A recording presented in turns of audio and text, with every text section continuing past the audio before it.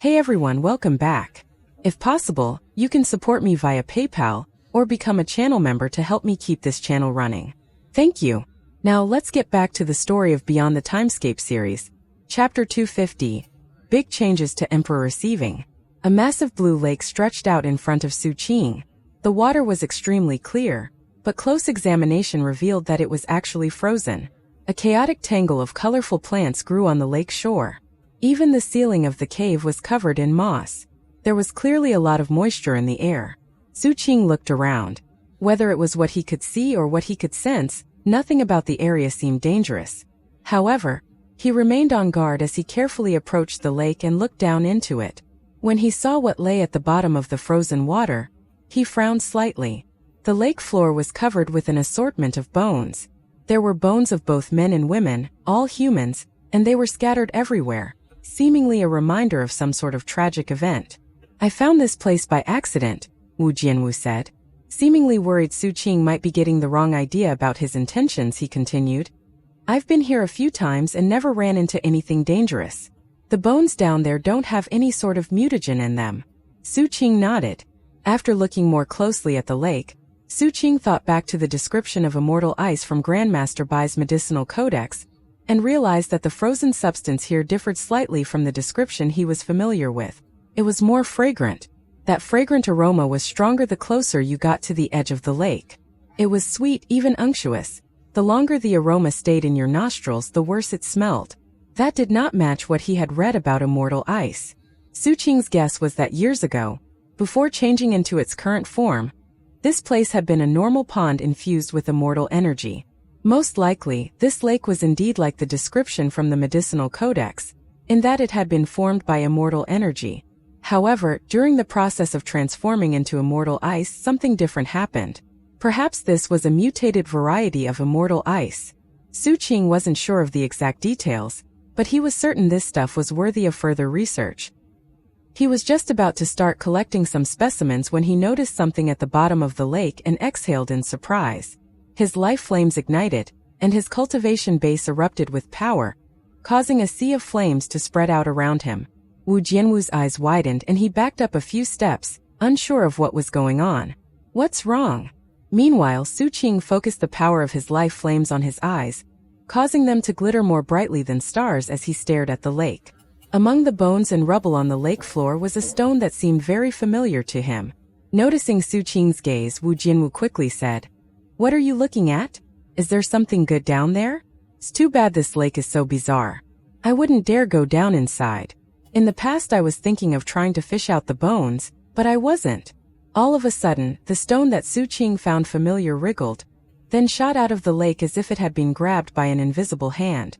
Dripping water, it shot toward him and then hovered right in front of him. Wu Jianwu gasped. After closely examining it, Su Qing realized why it seemed familiar to him. It had the aura of the Supreme Vastness Solitary Saber. Astonishingly, this stone contained the divine resonance of the Supreme Vastness Solitary Saber. Intrigued, Su Qing took the stone. Around the same time, his shadow returned to him. The shadow was what he had used to take the stone from the lake. Looking back into the lake, it was now possible to see that, buried in the ground beneath the spot where the stone had previously lay, was a stone stele. As the water rippled, the silt atop the stone stele stirred, revealing some calligraphy and an image. Su Qing looked more closely. Immortal bathing cistern of the sovereign kingdom of Violet and Cyan? When Wu Jianwu read the calligraphy, he let loose a cry of surprise. Su Qing was also stunned. Next, his gaze slid from the calligraphy to the image, which was actually a map of the continent of South Phoenix. The sovereign kingdom of Violet and Cyan was identified. Of course, that area was now called the Violet Lands. The map also showed the location of the immortal bathing cistern. And not too far away from it was another location, Crown Prince's mansion. That was the same location as the ruins of the Supreme Vastness Taoist temple that Su Qing planned to go to next. The history of this lake was now clear, and the name Sovereign Kingdom of Violet and Cyan caused memories to stir in Su Qing. The first place he had heard about that kingdom was in the Violet Lands, when Chen Feiyuan explained the details of the 8 great clans. That was when Su Qing had learned the long history of the place in South Phoenix, and how it had been ruled by a fantastic bloodline. They can form symbiotic relationships with magical treasures. It made him think of how Chun Feiyuan had seemed both strong and weak at the same time. At this point, Su Qing harvested some of the mutated immortal ice. Then, without any hesitation, he left the cave. Wu Jianwu escorted him back to the crevice. Once outside, Wu Jianwu stood there looking at him, rubbing his hands together anxiously. He looked like he wanted to say something, but was hesitating to open his mouth. "I'm not going to tell anyone," Su Qing said. "Don't worry." Giving Wu Jianwu a long look, he turned and became a bright beam of light that shot off into the distance. Wu Jianwu remained standing there alone, looking depressed and wondering if he'd handled everything correctly. After a long moment passed, he gritted his teeth. "Stop overthinking things. Su Qing is overbearing, but I'm pretty sure he's the kind of person who keeps his word. Worst case scenario, I'll just stay away from the sect for a while. I'm not going to give up until the little ones are born." Wu Jianwu had clearly been deeply affected by the defeat at the hands of Master Shangyun. Eyes bloodshot, he turned and went back into the cave to take care of the beasts with the swollen bellies. It was late. The moon hung high over, forbidden by the phoenix, making the trees seem like evil ghosts. Strange howls mingled with the shrieking of beasts. Su Qing sped through the pitch-black jungle, leaping through the trees at top speed. He had no intention of spreading rumors about Wu Jianwu. In this chaotic world, different people had their own way of living, and though Wu Jianwu apparently had some very strange hobbies, it wasn't Su Qing's business. What was more, Wu Jianwu had taken him to that immortal ice. There were all kinds of weird things in the big wide world. Wu Jianwu is definitely up to something big, though. Shaking his head, Su Qing cleared his thoughts and eventually found a tree hollow he could stay in for the night. After checking the area for safety, he set up some defenses, then crawled inside. Once secure, he took out the immortal ice he'd harvested. Enough time had passed that much of the immortal ice had melted. Based on what Wu Jianwu had said, it wouldn't last much more than about 2 hours. Taking out a bottle, he opened it and released the beetles onto the immortal ice. They immediately started feeding. As he observed them eating, he didn't see anything special happening. However, he let the beetles devour all of it. After it was gone, Su Qing observed the beetles for a short time, then put them back into the bottle, then put a special mark on the bottle. Maybe after they had time to digest the immortal ice, something would happen. Having accomplished that, Su Qing took out the stone he'd acquired with the divine resonance of the Supreme Vastness Solitary Saber. As he sought enlightenment from it, the image of a slashing saber appeared to him. A tremor passed through him and he closed his eyes. And thus the night passed. The next morning at dawn he opened his eyes. The first thing he did was look down at the stone. "This stone gave me a much deeper understanding of the Supreme Vastness Solitary Saber." Su Qing was very pleased at how much he'd benefited. Next he checked on the beetles that had consumed the immortal ice. Based on his blood connection to them, he could sense that the beetles were in a state similar to drunkenness. They weren't moving around very much. However, their auras were changing. Su Qing was excited about that. However, he couldn't tell what specifically about them was changing. For now, he didn't want to disturb them. Putting the bottle away, he made sure to take note of the location of the lake, then crawled out of the tree hollow and continued on his way. His plan was to go to the ruins of the Supreme Vastness Taoist Temple and see if he could find a destined opportunity to gain enlightenment of a second saber move. If that didn't work, he would continue studying the stone he had found. The edge of the stone is sharp, similar to a saber. It must be connected to the Supreme Vastness Taoist Temple. Maybe it's part of a divine likeness. 10 days passed. Su Qing kept traveling the entire time. Occasionally he would stop to harvest poisonous plants or other items. He kept a close eye on the beetles that had consumed the immortal ice. They still seemed to be in a dormant state. How long is it going to last? If he wasn't able to sense that they were alive, he probably would have assumed they were dead. I guess I'll just have to wait and see. Further ahead, past a downward slope, he spotted some ruins. It looked like an old city that had long since been sinking into oblivion. It was currently noon, and the bright sunlight shone through the leafy canopy, creating a mottled atmosphere as Su Qing sped through the trees. As he looked at the ruined city, the dappled sunlight made the place look incredibly ancient. From his current position, he was able to spot a magnificent temple in the middle of the city. He could only make out the basic shape of the structure, but could already tell that it was profoundly ancient. "Finally here," he murmured, then sped down toward the ruins. After enough time passed for half an incense stick to burn, he was in the ruins. A vast distance away, near the Forbidden Sea on the revered ancient mainland, a shocking event played out that shook heaven and earth.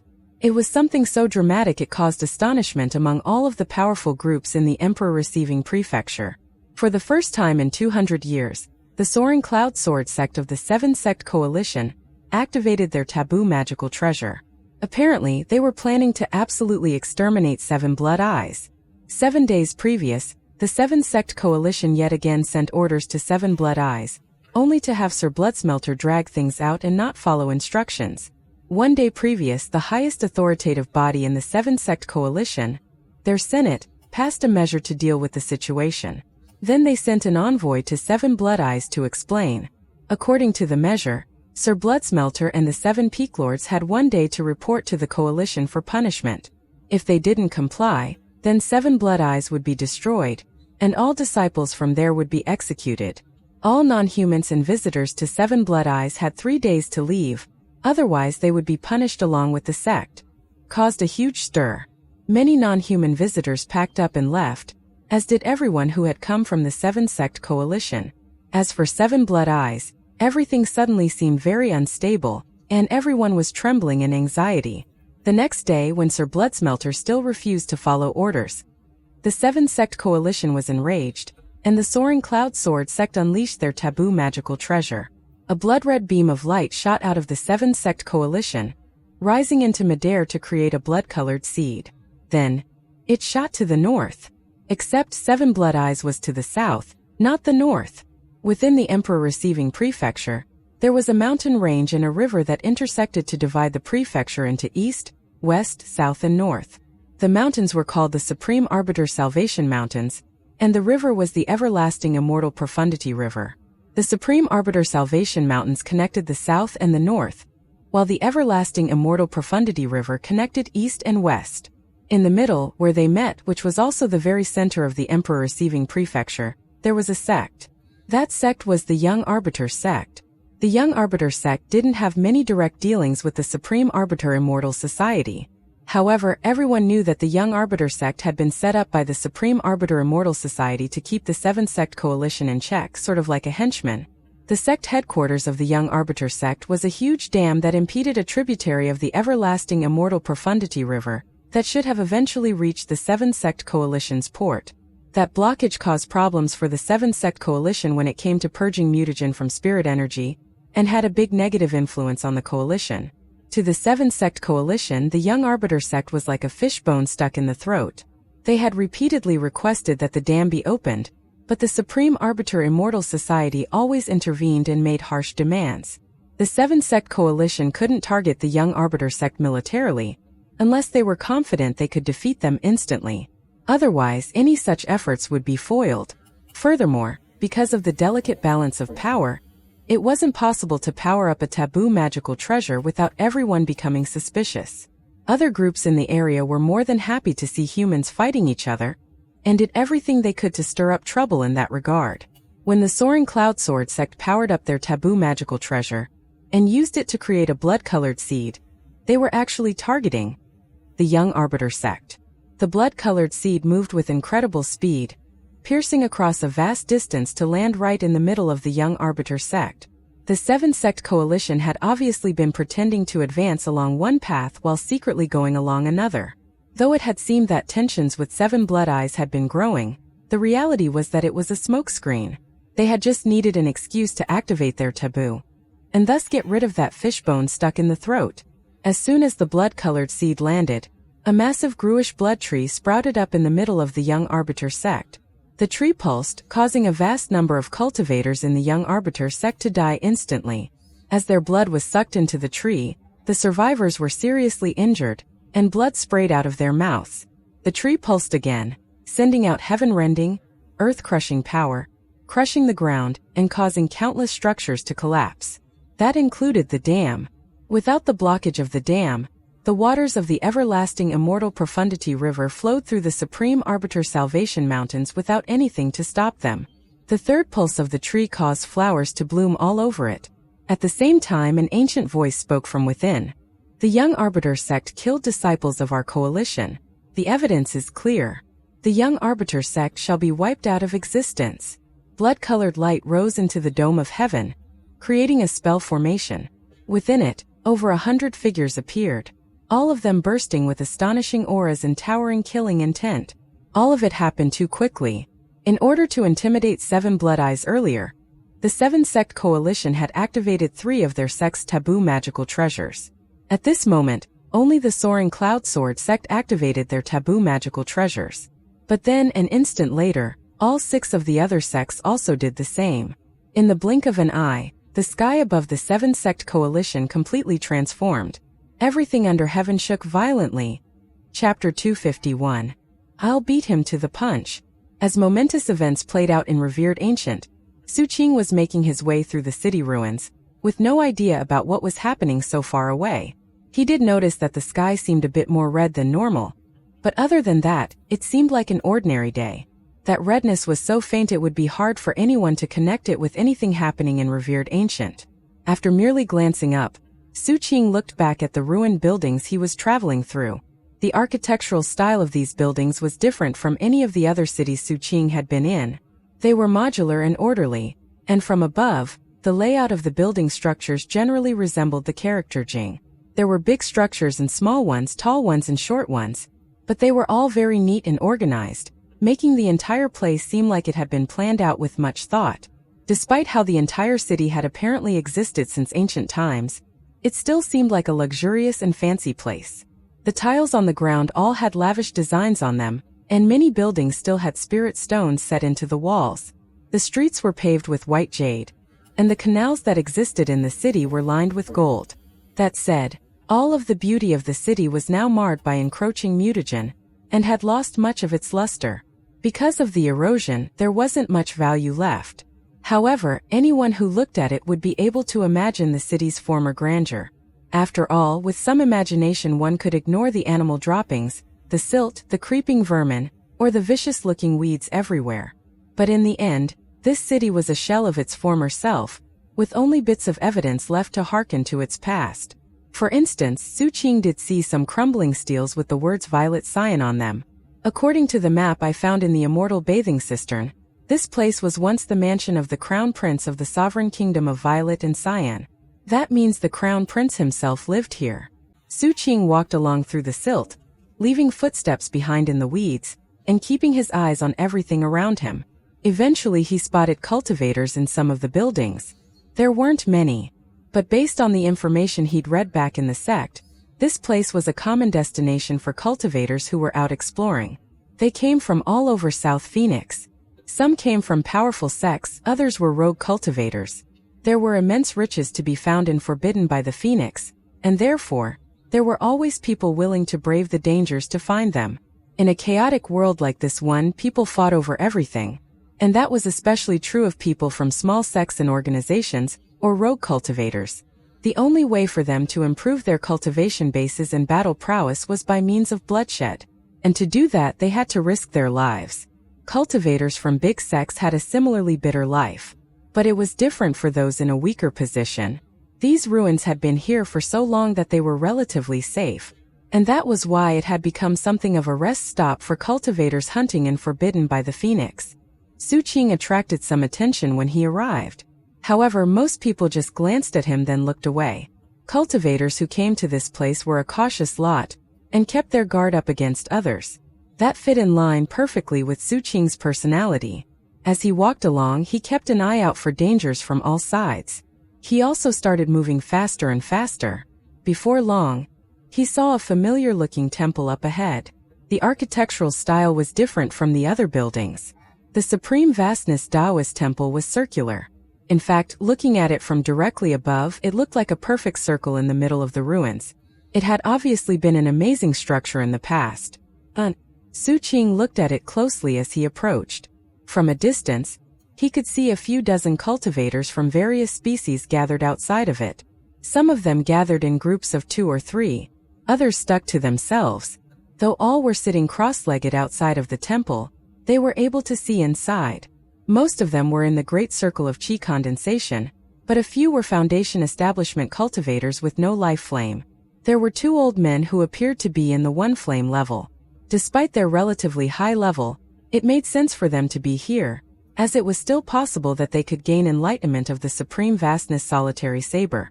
If they did, they would reach heaven in a single bound and make amazing progress.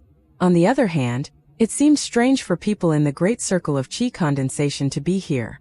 However, after looking them over, Su Qing realized the reality of the situation. When he arrived, many in the crowd looked over at him with greed and malevolence. However, after sensing his aura, they looked away in alarm. At the same time, it was possible to see rotting and shriveled remains in the surrounding underbrush. This was a Supreme Vastness Taoist temple, where one could gain enlightenment of the Supreme Vastness Solitary Saber. But this was also forbidden by the Phoenix, where the weak were the prey of the strong, and unscrupulous and vicious people abounded. Given how famous the Supreme Vastness Taoist temples were, it wasn't uncommon for cultivators to come visit. If they were strong enough, they would be fine. But if they weren't, then they would die here and lose everything. It didn't matter how the people outside the temple presented themselves. It was obvious to Su Qing that they were there for nefarious purposes. Taking note of all that, he continued walking. Many of the people outside the temple exchanged glances, but none of them dared to make a move on him.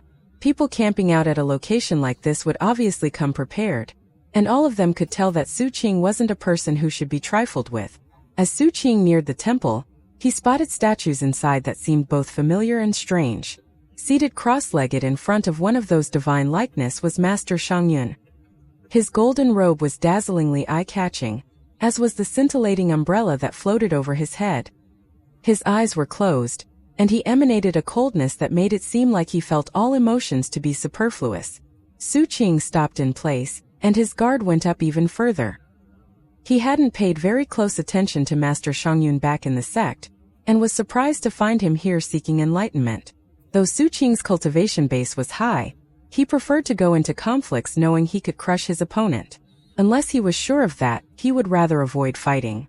Despite how enticing Master Shangyun's life lamp was, after some thought, Su Qing decided it wouldn't be good to try to take it with force.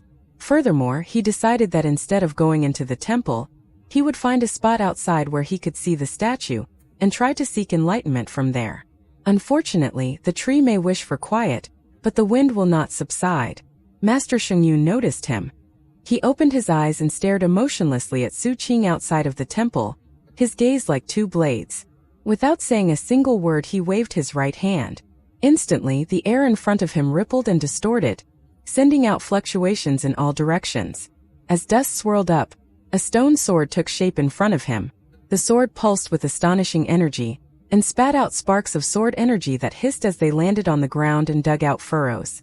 Outside the temple, the 2 one-flame old men were visibly shocked, and started backing away. They knew full well that, given their own level of strength, there was no way they could fight someone capable of forming a sword out of nothing like that. A single blow would likely kill them.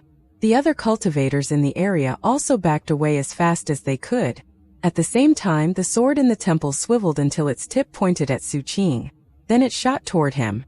It pierced through the air with a high-pitched whine, leaving behind a wake of fluctuations as it headed in the direction of Su Qing's forehead. Su Qing's expression turned grim as he reached out and flicked the sword with his right index finger. A pop rang out and the stone sword collapsed, the pieces falling to the ground in front of him. A shockwave blasted out, ripping up weeds and sending dirt flying everywhere. Thankfully for the other cultivators in the area, they had reacted quickly enough that they managed to avoid being caught up in the blast. As dirt rained down everywhere, Su Qing looked coldly into the temple at Master Shangyun. "What was that for?" Su Qing said. Master Shangyun's expression was the same as ever, as if all of this was going exactly as he wished. If he wanted to do something, he would do it. If he wanted to kill someone, he would kill them.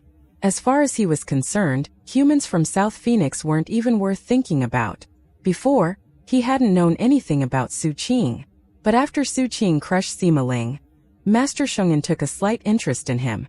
That said, he didn't know what he looked like, and had planned to let him get a bit stronger until it was convenient to make proper use of him. During the time in which he had been seeking enlightenment, he got messages from other disciples in the Soaring Cloud Sword sect warning him about Su Qing. That was the first time he saw an image of what Su Qing looked like. His attack right now had been casual, yet it was still surprising to him that it hadn't hurt Su Qing at all. All of a sudden, he was thinking it might be a good idea to kill Su Qing and absorb him. Then he considered that doing it right now might not result in the best flavor, and thus he said, "You're the one who took advantage of my absence to snatch my junior brother? Go back, kowtow to him 3 times and then set him free. Let me make it clear, Su Qing. For every hair on his head that you harm, I'll cut off one of your fingers. No exceptions." 2. Having said this, he ignored Su Qing and went back to meditating. Meanwhile, the crowd gathered outside the temple looked on with bated breath as they watched Su Qing and Master Shangyun. All of them had long since identified who Master Shangyun was, and had even experienced some of his domineering ways. And now they knew how mighty he was when he took action. Thanks to what Master Shangyun had just said, they now knew who Su Qing was. Su Qing from the 7 Blood Eyes echelon? He's a chosen from 7 Blood Eyes. So what if he is? Even he has to bow his head in the presence of people from the revered ancient mainland. Su Qing stood in the entrance of the temple studying Master Shangyun's throat, and then his life lamp. Cold light shone in Su Qing's eyes, as well as killing intent. Within the black iron skewer, Patriarch Golden Vajra Warrior felt the urge to gasp repeatedly, but suppressed the feeling. More than ever he felt like Master Shangyun was the real deal. In the books I've read, what usually happens is that the enemy bullies the main character into a corner. Finally, the main character can't take it anymore, and has no choice but to fight back with deadly force. Those scenes are awesome, though I admit they get old after a while. But the fiendish Su is different. With him, if an enemy simply shows a teeny bit of killing intent, he'll take it as a threat to his life. The enemy doesn't even have to attack him, and his own killing intent will skyrocket. Su Qing had no way of knowing what the Patriarch was thinking about, but he did know that he and Master Shangyun weren't on the same level in terms of battle prowess. Because of that, he didn't do anything impulsive. Turning, he found an appropriate position to sit down cross-legged, and without revealing what he was doing, started lacing the area with poison. He had already decided to kill Master Shangyun. After all, when he arrested that soaring Cloud Sword sect disciple at that Night Dove headquarters, he hadn't just harmed some hairs on his head. He had smashed him into the ground and broken most of the bones in his body. Based on what Master Shangyun had said just now, if a hair was worth a finger, then a bunch of broken bones had to be worth a life. In that case, I'll kill you before you kill me? Su Qing's eyes narrowed as his killing intent built. However, he didn't reveal it in his eyes. After putting down his poison, he looked around to see if there were any Dao protectors in the area. Seeing what was happening, Patriarch Golden Vajra Warrior thought, the fiendish Su is lacing the area with poison. That's what he usually does when he gets ready to beat the enemy to the punch. This is going to be a battle between real-deal main characters from 2 different novels. Chapter 252 Blades Clash. Patriarch Golden Vajra Warrior trembled, and not even he was sure if it was from fear or excitement. All he knew was that if Su Qing was going to kill someone, then unless the opponent had some sort of absolutely astonishing technique, Su Qing wouldn't stop until they were dead. It was that way even with the strongest enemies Su Qing had fought in the past. From within the iron skewer, the Patriarch could sense how mighty Master Shangyun was. What was more, he had overheard the Violent Crimes Division constables talking about how amazing he was. However, he wasn't in the position to be contemplating such things. There was only one thing that mattered to him. Given the fiendish Su's personality, if he died in this fight, he would make sure to blow up the iron skewer before he went out. Because of this, Master Shangyun, the fiendish Su is in a killing mood. Because of this, Master Shangyun, the fiendish Su might blow me up. Because of this, Master Shangyun, my life is in danger. It's all because of Master Shangyun. Master Shangyun, you're going to get me killed.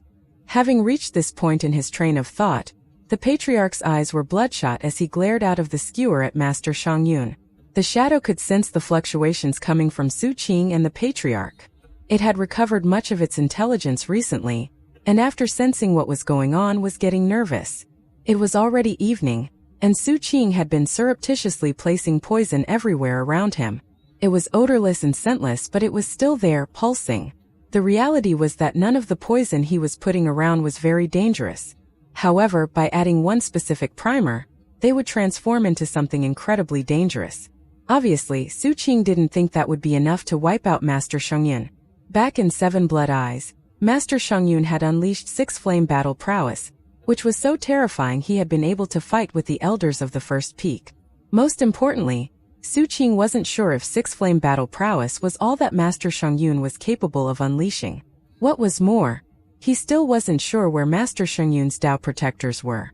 Given Master Shongyun's personality, I doubt the Dao protectors are in hiding.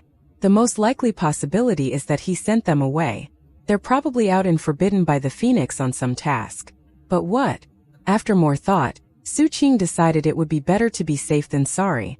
He would spend some more time assessing the situation, and wouldn't do anything rash.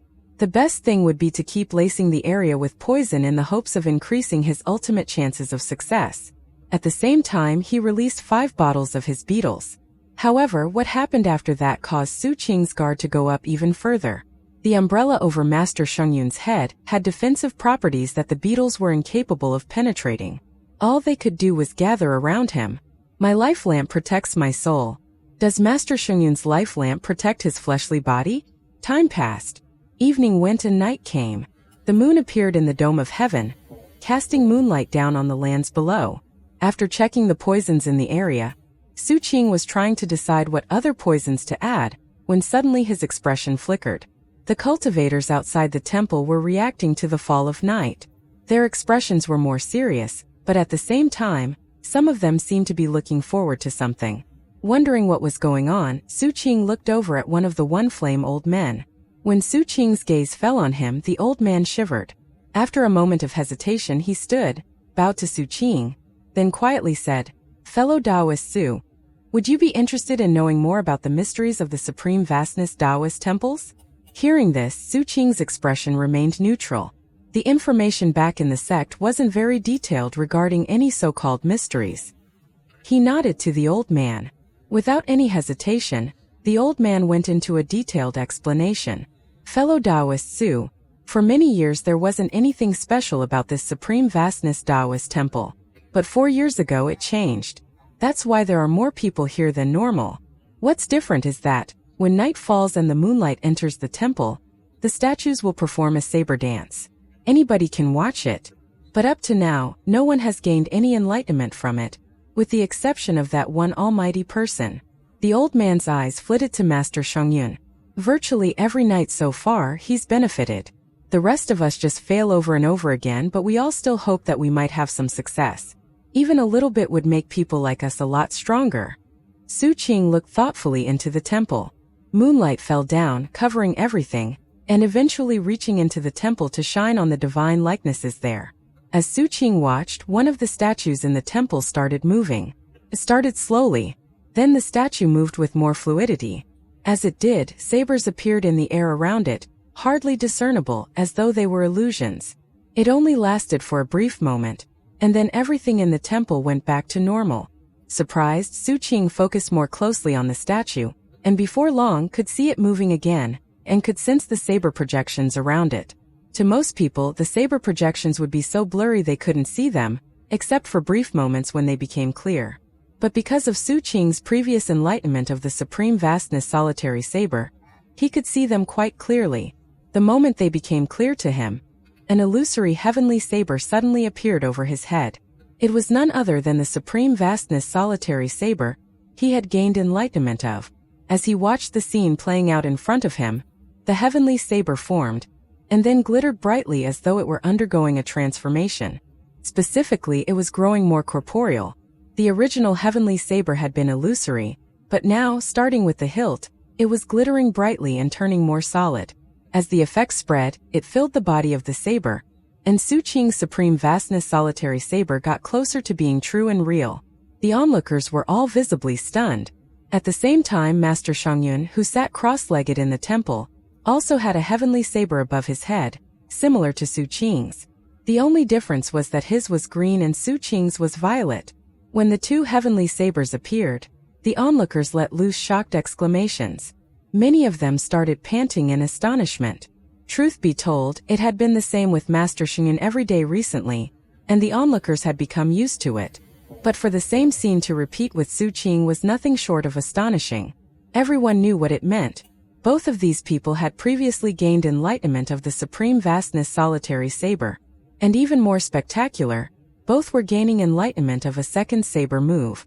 This Su Qing is just what you would expect of a chosen from Seven Blood Eyes. Both of them are gaining enlightenment. It looks like their sabers are transforming from illusory to corporeal. The moment the process completes, they'll have full enlightenment. I wonder who will succeed first. Whichever one does, then the other, no matter how far along they are in the process, will lose their chance to finish. After being here days observing, the people in the crowd knew a bit about the Supreme Vastness Taoist Temple. Other than whispering a bit among themselves, none dared to do anything devious. Just because someone was gaining enlightenment of the Supreme Vastness Solitary Saber didn't mean that they had lost their ability to stay on guard and kill enemies. Anyone who tried to disturb such a person would likely end up dead. The people outside the temple could tell that Master Shengyun's saber seemed more fully formed than Su Qing's. In fact, his was about 50% complete. Su Qing had come later, and therefore hadn't had enough time to seek enlightenment. His was only at the 10% level. Su Qing also could tell that difference, and realized that he needed to speed up his enlightenment. That said, though he valued the Supreme Vastness Solitary Saber, there were other temples. Furthermore, you needed enlightenment of 7 saber moves for it to count as an imperial class technique. In other words, if he didn't succeed here, it wouldn't be too worrisome. What he was more concerned about was figuring out the best way to attack Master Shengyun, while he was seeking enlightenment. He has 4 life flames, and the battle prowess of 6 flames. However, his biggest weakness is his 120th Dharma aperture. Su Qing had been able to do some first-hand research into Dharma apertures during his clashes with the chosen from the 7-sect coalition. Ideally, I should wait until I place even more poison in the area. That way, when the poison finally takes effect, it'll be even stronger. Looking away from Master Shengyun, Su Qing patiently continued waiting. Obviously, the process of enlightenment wasn't going to be completed in only a few days. Also, his Tao protectors aren't here. That means I have to watch out for attacks from all directions. With such thoughts on his mind, he stayed more on guard than ever. Meanwhile, Master Shengyun looked over at him from within the temple. His face was expressionless as he noted the saber image above Su Qing's head, but his eyes became as cold as if he was looking at a dead person. How could a backyard chicken dare to compare itself to a splendid phoenix? He no longer intended to let Su Qing get any stronger. Since Su Qing was competing with him for the same destined opportunity, then he would kill him before continuing. It wouldn't take that much time. Master Shengyun didn't care at all that Su Qing was in 7 Blood Eyes echelon. He had also noticed the unusual redness in the sky earlier, and given his general understanding of things, he realized that the coalition was making a move to the north. In a moment of glory for the 7-sect coalition, there was no way 7 Blood Eyes would complain about one member of their echelon getting killed. Master Shengyun was the kind of person who acted on his impulses, so once his killing intent sparked to life, it was without the slightest hesitation that he stood and started walking out of the temple. His 120 Dharma apertures roared to life like furnaces, and his life flames raged. A glittering star-like umbrella appeared overhead, sending 7-colored light out in all directions. And behind him, a green-bodied red-tailed ravaged bird appeared, letting loose a piercing cry to heaven. 6 flame battle prowess raged in all directions, causing wild winds to whip about, and resulting in loud rumbling like heavenly thunder. The onlookers didn't qualify to even react to what was happening, and couldn't see the speed that resulted from 6 flame power. However, Su Qing looked up. He also couldn't see 6 flame speed. All in all, the difference between 5 and 6 flames was just as massive as the difference between 3 and 4. However, Su Qing was surrounded by poison, and Master Shengyun was surrounded by beetles. Because of that, Su Qing could detect what was happening. Chapter 253. The Weakness of 4 Flames. Su Qing had no experience clashing with the power of 6 flames, but he had a good idea what it would be like. He knew that with every additional flame in Foundation establishment, one's battle prowess would experience heaven-shaking, earth-toppling advances. In fact, in his experience, each additional flame was like the difference between Qi condensation and Foundation establishment, an entire cultivation realm. Su Qing wasn't sure if there were other worlds beyond the starry sky that he could see, and if there were, if the species there practiced cultivation. If they did, was there still a Foundation establishment level that involved cultivating life flames? Was there a monumental difference with each additional flame? All he knew was that there were big differences between each stage of foundation establishment here. For example, 4 flame power could crush 3 flame power. Unless the latter had some astonishing treasure, they would die for sure. It wasn't even possible to overwhelm a higher level of power by using numbers, like it was with qi condensation. Similarly, 6 flame battle prowess could crush 5 flame power. Su Qing knew that Master Shengyun was moving so quickly, it wasn't even possible to see him clearly.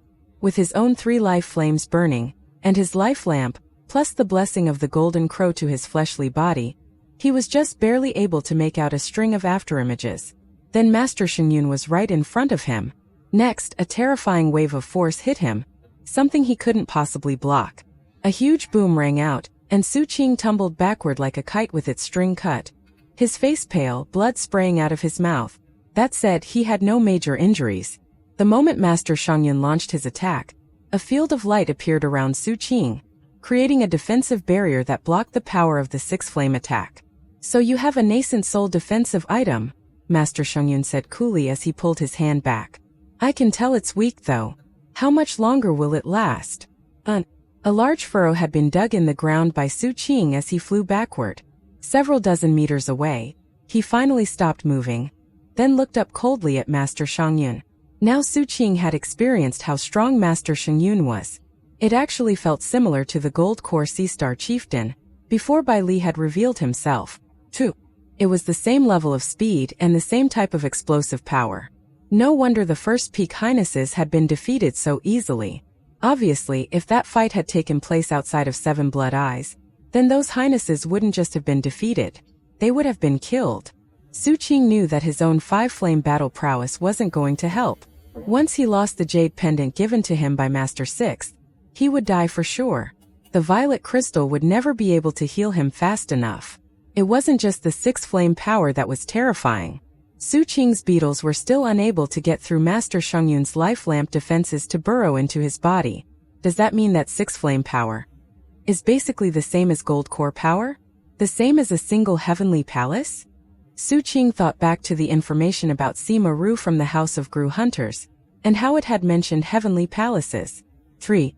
Right now, he didn't know very much about the gold core level, but he did know that it involved more than just one heavenly palace. For example, Sima Ru was in seclusion trying to form a second heavenly palace. In the gold core level, one palace is equivalent to 6 flames? If an observer could have been privy to Su Qing's thoughts, they would be very surprised. Despite the circumstances, Su Qing didn't seem worried at all, and was actually spending time thinking about gold core and heavenly palaces. Very amusing. You're thinking about something? Well, let's see how long your defenses will hold out. Expression placid, Master Shengyun strode forward, yet simultaneously moved with shocking speed. He was nothing but a blur as he arrived in front of Su Qing and then thrust his palm out. This time Su Qing prepared to fight back. The moment the palm started moving, he tapped into all 92 of his Dharma apertures, causing radiant light to blaze. He also performed a double-handed incantation gesture, and then pushed his hands out. As he did, a discarnate soul in one of his Dharma apertures shot out in front of him and turned into a weapon. Rumbling sounds echoed. However, Master Shengyun was just too fast. He suddenly appeared next to Su Qing, then calmly waved his hand. A tremor passed through Su Qing, and the jade pendant from Master Sixth vibrated. At the same time, he was thrown backward again. However, the discarnate soul he had released seemed to move on instinct as it shot toward Master Shengyun with voracious madness. Too weak, Master Shengyun said, shaking his head. He waved his hand again to wipe the discarnate soul out of existence. However, as soon as his hand made contact with the discarnate soul, the soul's voraciousness skyrocketed and it burrowed into the hand. That particular discarnate soul was the Gruglum that Su Qing had been tormenting ever since capturing it. That mysterious species had the ability to possess people, and Master Shengyun's life lamp was protecting his physical body, not his soul. Because of that, the Gruglum's soul was able to burrow right into him, where it then prepared to consume him. Well, isn't this interesting? Master Shengyun's facial expression still hadn't changed. However, the ravaged bird behind him stretched its wings, looked scornfully at Master Shengyun, and then suddenly pecked at him viciously. Because it was illusory, that pecking attack went right into Master Shengyun. And then an agonized shriek rang out as the discarnate soul of the Gruglum that Su Qing had tormented for so long was instantly swallowed up by the ravaged bird.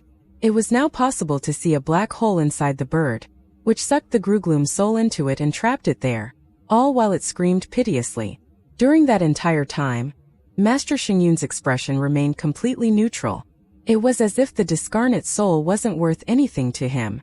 Looking over at Su Qing with blood dribbling down the sides of his chin, Master Xingyun shook his head. Anything else you want to try? If not, then all we're waiting for are your defenses to fall.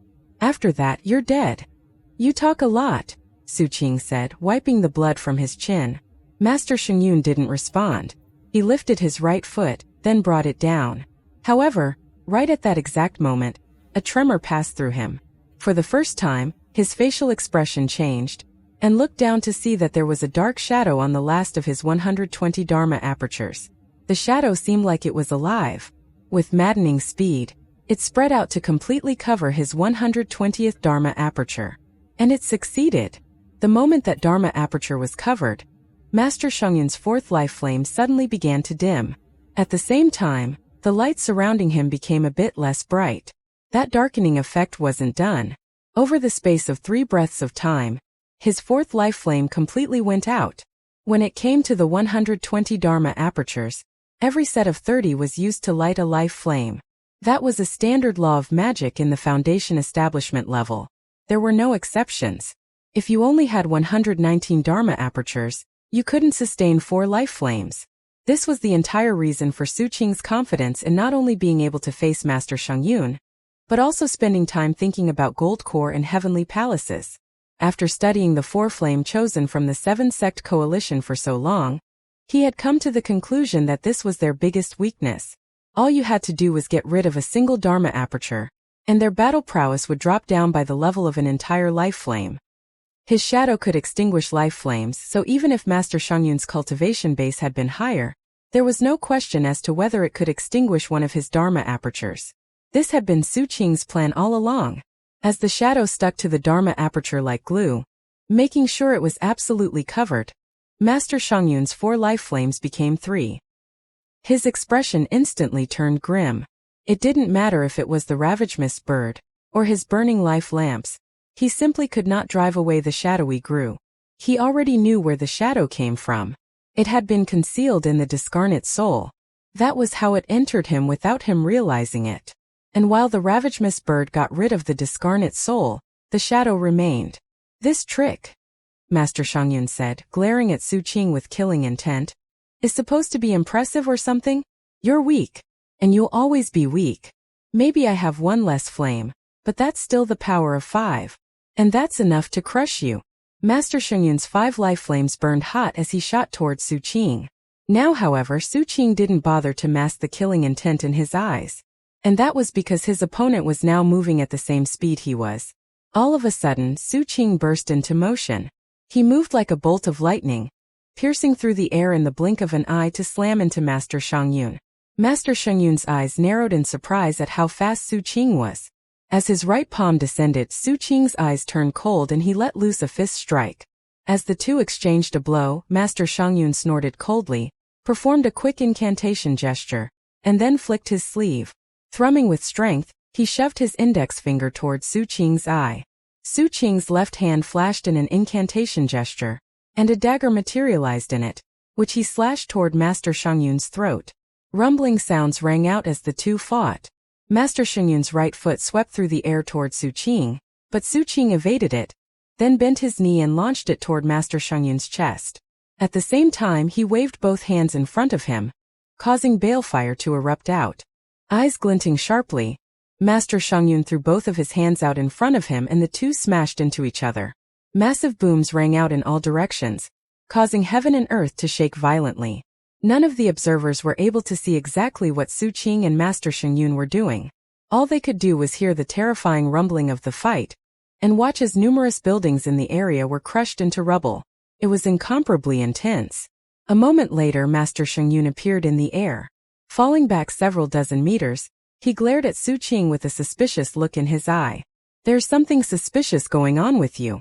Chapter 254. Fighting like the son of a god. At almost the same time that Master Shengyun opened his mouth, Su Qing arrived with his fist flying. As rumbling sounds filled the air, Master Shengyun threw his hand out to block the attack. Flying backward, his eyes glowed even brighter. I want you to show me exactly what it is about you that's so suspicious. Su Qing didn't respond. Eyes burning with more killing intent than ever, he once again closed in on Master Shengyun. The two clashed and a boom echoed out. Using some unknown technique, Master Shengyun caused his entire body to glow with brilliant golden light, forming a sea around him that forced Su Qing to back away. Within that sea of light were numerous glittering magical symbols that formed an attack against Su Qing. The symbols alone were dangerous, but they linked together to create a power of sealing, casting a glow on the dome of heaven and making the land shake. As the sea of light spread out, a bit of excitement flickered in Master Shengyun's eyes. He already had a guess about what was going on with Su Qing. He just needed proof to confirm his theory. He performed an incantation gesture with his left hand while taking 3 steps forward, with each step making a different sign with his fingers. With his first step, an immense sinister wind kicked up around him, bringing frigid coldness with it. With his second step, streams of green light formed out of nowhere, rapidly forming an embryonic sword in front of him. With his third step, the embryonic sword grew larger. From the size of a palm, it rapidly extended, reaching a length of 3 meters, then 30 meters and soon 300 meters. It was completely green, partly illusory and partly invisible, and radiated a stupefying energy that could shake one down to the soul. After those 3 steps were complete, Master Shengyun's Dharma force was as deep and resounding as ever. His eyes shone, and he raised his right hand and pointed at Su Qing, while speaking in a voice that merged with the surrounding sinister wind. Jade Emperor beheads souls. A sea of flames raged around Su Qing, filled with massive waves that shattered the magical symbols. But seeing the huge green sword, his pupils constricted. The sword started moving as quickly as lightning, slashing right toward him. He evaded, but the sword was locked onto his soul, making it impossible to dodge. Su Qing's eyes glittered sharply as he abandoned any attempt to evade. Hands flashing in a double-handed incantation gesture, he tapped into the entire flaming world inside him to send fire shooting upward. The sword arrived. Completely bypassing his fleshly body, it shot inside of him, shrinking down to a tiny size as it did. Then it became a soul-beheading force that swept right toward his soul. At exactly the same moment, the life lamp inside Su Qing created a black umbrella that spread out protectively in front of his sea of consciousness. Su Qing didn't bother to try to hide what was happening. He knew that in an all-out fight with Master Shengyun, there was no way he could deceive his opponent into thinking he didn't have a life lamp. Unusual levels of strength couldn't come out of nowhere. And also his shadow was using all its strength to keep Master Shengyun's Dharma aperture covered. Concealing his life lamp was pointless. It made more sense to simply reveal it, than think of a way to kill his opponent. When the soul-beheading sword hit the black umbrella, the green sword proved absolutely incapable of withstanding the force. It shattered like an egg hitting a boulder, becoming innumerable green sparks that showered down. Su Qing forced them out of his body. From a distance, it looked like countless green dots of light erupting from inside him, while at the same time, an umbrella appeared over his head. The black canopy radiated a greenish aura and was covered with black fire that was currently dripping green at the edges. As Su Qing hovered in the air in those circumstances, his violet robe swaying, it was almost impossible not to look at him. All of the surrounding cultivators were astounded. It wasn't just Master Shengyun who was witnessing what was happening. The other cultivators could see it very clearly. Life lamp. Master Shengyun's eyes went wide, and waves of shock battered his heart. His heart pounded harder than ever before in his life, as he was overwhelmed with a sensation of wild ecstasy. He had realized there was something suspicious going on with Su Qing, who clearly had 3 flame battle prowess. But even with an imperial-class technique, he shouldn't have been able to stand up to Master Shengyun. Now that the black umbrella was in the open though, his suspicions were confirmed. Now he knew how Su Qing managed to crush Sima Ling. And what gave Su Qing the confidence to fight in this situation? He had his answer. Su Qing's expression was the same as ever. He didn't seem flustered at all. Publicly revealing that he had a life lamp was a big deal. But as far as he was concerned, it was trumped by the possibility of taking Master Shengyun's life lamp. If Su Qing got 2 life lamps, his battle prowess would reach the level of 6 life flames. Killing Master Xingyun will make it less likely to cause repercussions. But if word still gets out, then worst case scenario I just leave 7 blood eyes, change my name and fly off into the sunset. I'll lose out on the profit from my harbor investment, but an extra life lamp will be worth even more than that. Su Qing's eyes glittered with killing intent as he prepared to attack. However, that was when Master Xingyun threw his head back and laughed long and hard. Then he flicked his sleeve, sending out over 100 streams of sword energy. The sword energy swept out over the surrounding lands. As for the cultivators outside of the temple, they had no way to evade it, and in the blink of an eye were stabbed through. Anguish screams rang out. However, the sword energy didn't disappear. It continued to sweep through the ruins, slaughtering everything in its path. Any cultivator who Master Xingyun thought had seen Su Qing's life lamp were slaughtered. He didn't want any witnesses around. The existence of a new life lamp was simply too monumental.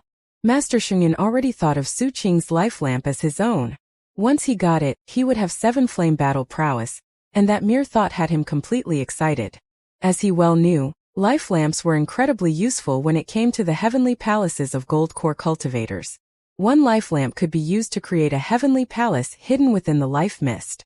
And 2 lamps could create 2 such palaces. That was also why he hadn't called his Tao protectors back. He was worried that the 3 of them wouldn't be able to keep their greed in check. After all, his own life lamp was different from Su Qing's. The reason he was so willing to reveal his own life lamp was that few people in the Emperor Receiving Prefecture could take it from him. After all, his own lamp didn't actually belong to him. He was just being allowed to use it. But he could sense that Su Qing's was different. It actually belongs to him. How did he get it? The number 1 chosen in 7 blood eyes is so deceptive. The greed in Master Xingyun's eyes grew deeper, and he started laughing loudly. I never thought my destined opportunity would show up here.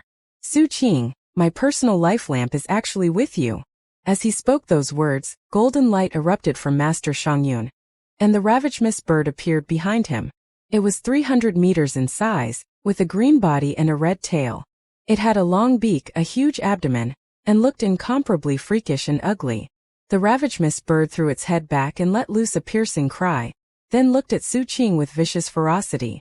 Su Qing's eyes narrowed as black fire erupted behind him, spreading out in all directions as the golden crow appeared, its tail bursting with fire. Eyes radiating killing intent, Su Qing shot forward. Master Xingyun's expression was one of greed as he did the same thing. In the blink of an eye, Su Qing and Master Xingyun slammed into each other, this time with much more intensity than before. It was a battle of raw speed, strength and defensive capabilities. They weren't using many magical techniques, and even their Imperial-class techniques weren't much help. For the moment, they were just trying to assess their opponent's weaknesses. Then, as the fighting intensified, they focused solely on unleashing killing moves. Master Xingyun's Imperial technique was actually called Ravaged Bird Consumes Heaven. As a result, his vicious Ravaged bird voraciously tried to consume the Golden Crow. Of course, Su Qing's Imperial technique was Golden Crow assimilates myriad spirits. As a result, his ferocious Golden Crow viciously tried to assimilate the Ravaged bird. From a distance, the Ravaged bird emanated golden light, while the Golden Crow was wreathed in black fire. One was consuming, one was assimilating. One was snatching, one was absorbing. Energy surged and wind screamed. It was the same with Su Qing and Master Xingyun. The 2 fought back and forth in midair. They matched each other move for move. Occasionally, Su Qing was sent slamming into the ground, only to stand up in the rubble and start fighting again. Occasionally Master Xingyun was knocked far into the distance, where he would smash into a building that would collapse onto him. Then he would burst back out into the action. Their fight caused the air to ripple and distort. It shattered the land.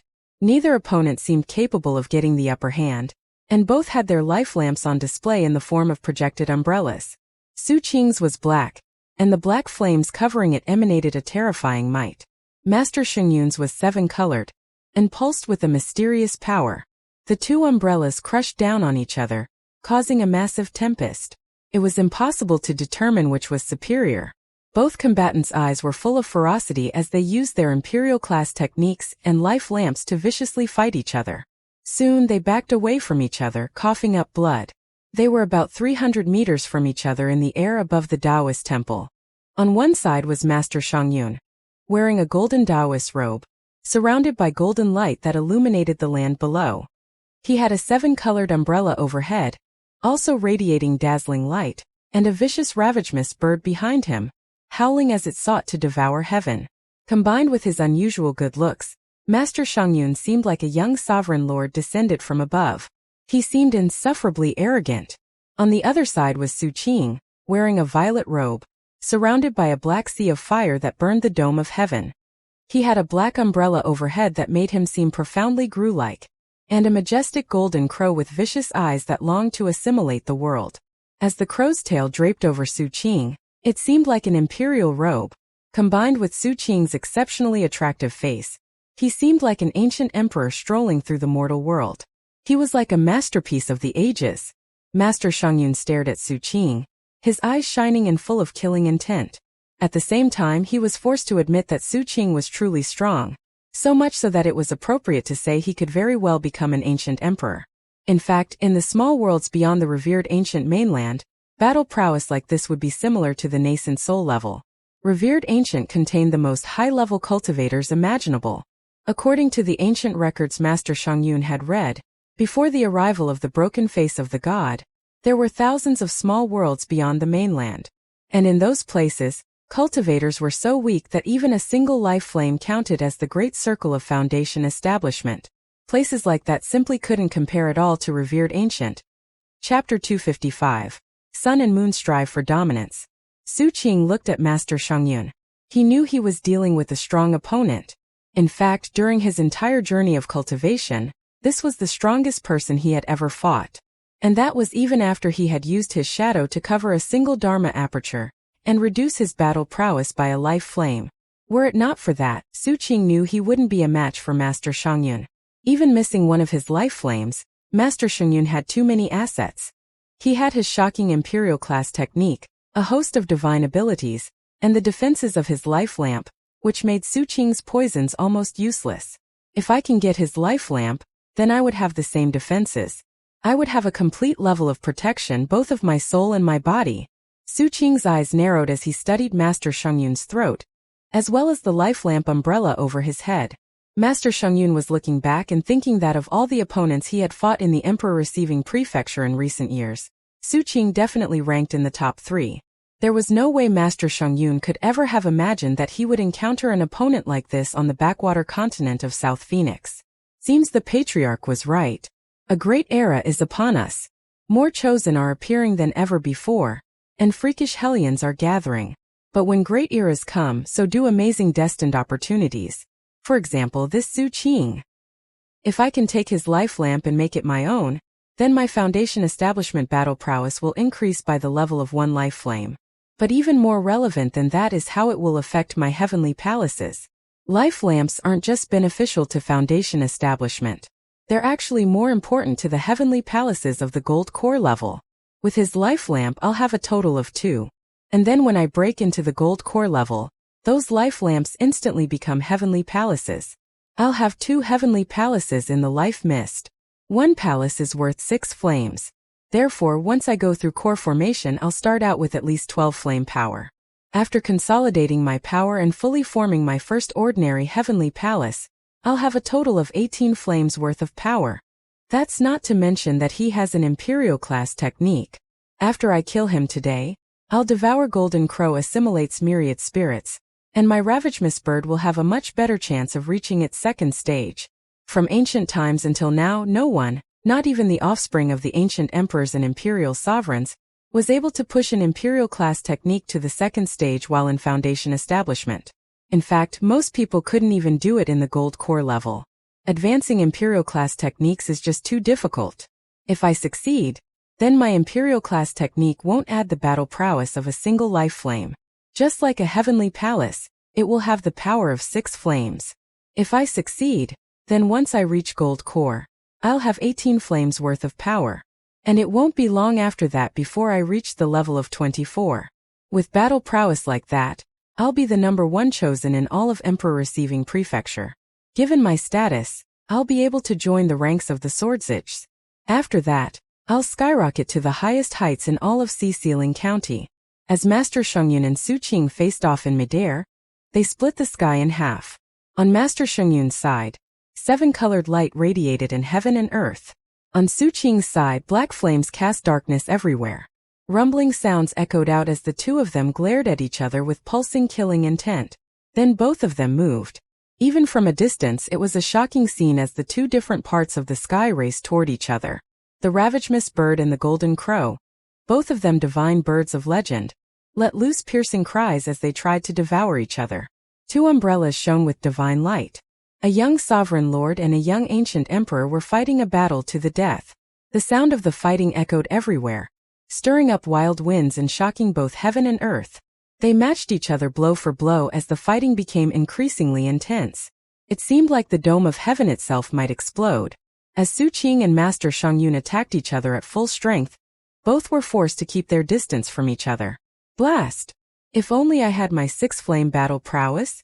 Master Shungyun's expression was grim, as he sent internal flame toward his 120th Dharma aperture, in the hopes of ridding it of the dark shadow. However, no matter how he battered it with flame, the shadow relentlessly stayed in place, covering the volcanic power of the Dharma aperture. Because of that, there was no way for Master Shungyun to reignite his 4th life flame. The killing intent in Master Shungyun's eyes grew more intense as he looked at Su Qing closing in on him with deadly force. Then determination flickered in Master Shungyun's eyes. Biting the tip of his tongue, he spat out a mouthful of blood, encompassing Ghost's garment, seal body and soul. As his words rang out, the blood expanded. In an instant it reached a size of 300 meters, becoming a blood-colored garment that swept toward Su Qing. Su Qing's eyes narrowed. The golden crow behind him erupted with black fire that struck at the garment. And yet, the blood-colored garment ignored the damage and forced its way closer to Su Qing. As it wrapped around him, sealing power surged out, forcing Su Qing to a standstill in midair. Su Qing's eyes flickered with cold light as the golden crow cried out piercingly. His life lamp burned overhead as it tried to dispel the power of sealing. At that point, Master Shungyun's gaze grew even sharper, and he lifted his right hand over his head. Dark Heaven Blood Fiend's sword. His right hand flickered in an incantation gesture, and his entire right arm turned crimson. Energy and blood surged within him, erupting in a golden beam out of the top of his head. As that beam rose into the sky, close examination revealed that it contained a flying sword. The dome of heaven vibrated as a blood-colored canopy stretched out, turning the entire sky crimson. Within that crimson sky, the tip of a huge sword appeared, fully 300 meters long. And from the tip, more of it became visible, until the entire majestic sword was revealed. It was covered in masses of magical sealing marks, and pulsed with the aura of endless severed arms and legs. As the sword appeared, wind screamed in the sky, and the blood-colored light became a rumbling sea of blood, like a massive spinning vortex. A terrifying power surged out as the tip of the huge sword rotated downward to point at Su Qing. Then it started moving with incredible speed. Su Qing might have been able to move out of the way, but he was bound by the blood-colored garment. It was currently being burned away, but still had him sealed. A sense of profound crisis filled Su Qing as he looked up at the massive sword. Without the slightest hesitation, he utilized the blessing of protection Master Sixth had given him. As the huge sword was just about to stab into his head, Master Sixth's defensive pendant activated. A deafening boom rang out through the sky. A massive tremor ran through Su Qing as the defensive shield was rapidly depleted. At the same time, Su Qing himself was forced out of the air and onto the ground. Cold light glittered through Master Shungyun's eyes as he lifted his right hand again, then waved it straight out in front of him. Soul-sweeping, devil-crushing sword.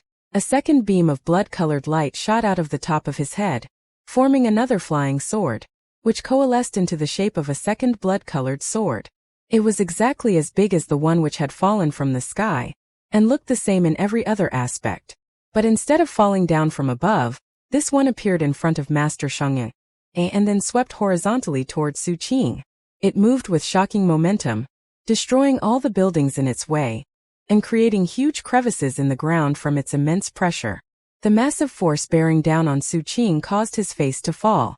Before he could do anything, the sword smashed into his defensive barrier. He already had one huge sword pressing down on him from above. Now the second sword hit him horizontally with terrifying force. Despite the protection keeping him safe, he still coughed up a mouthful of blood. Yet Master Shengyun's killing move wasn't finished yet.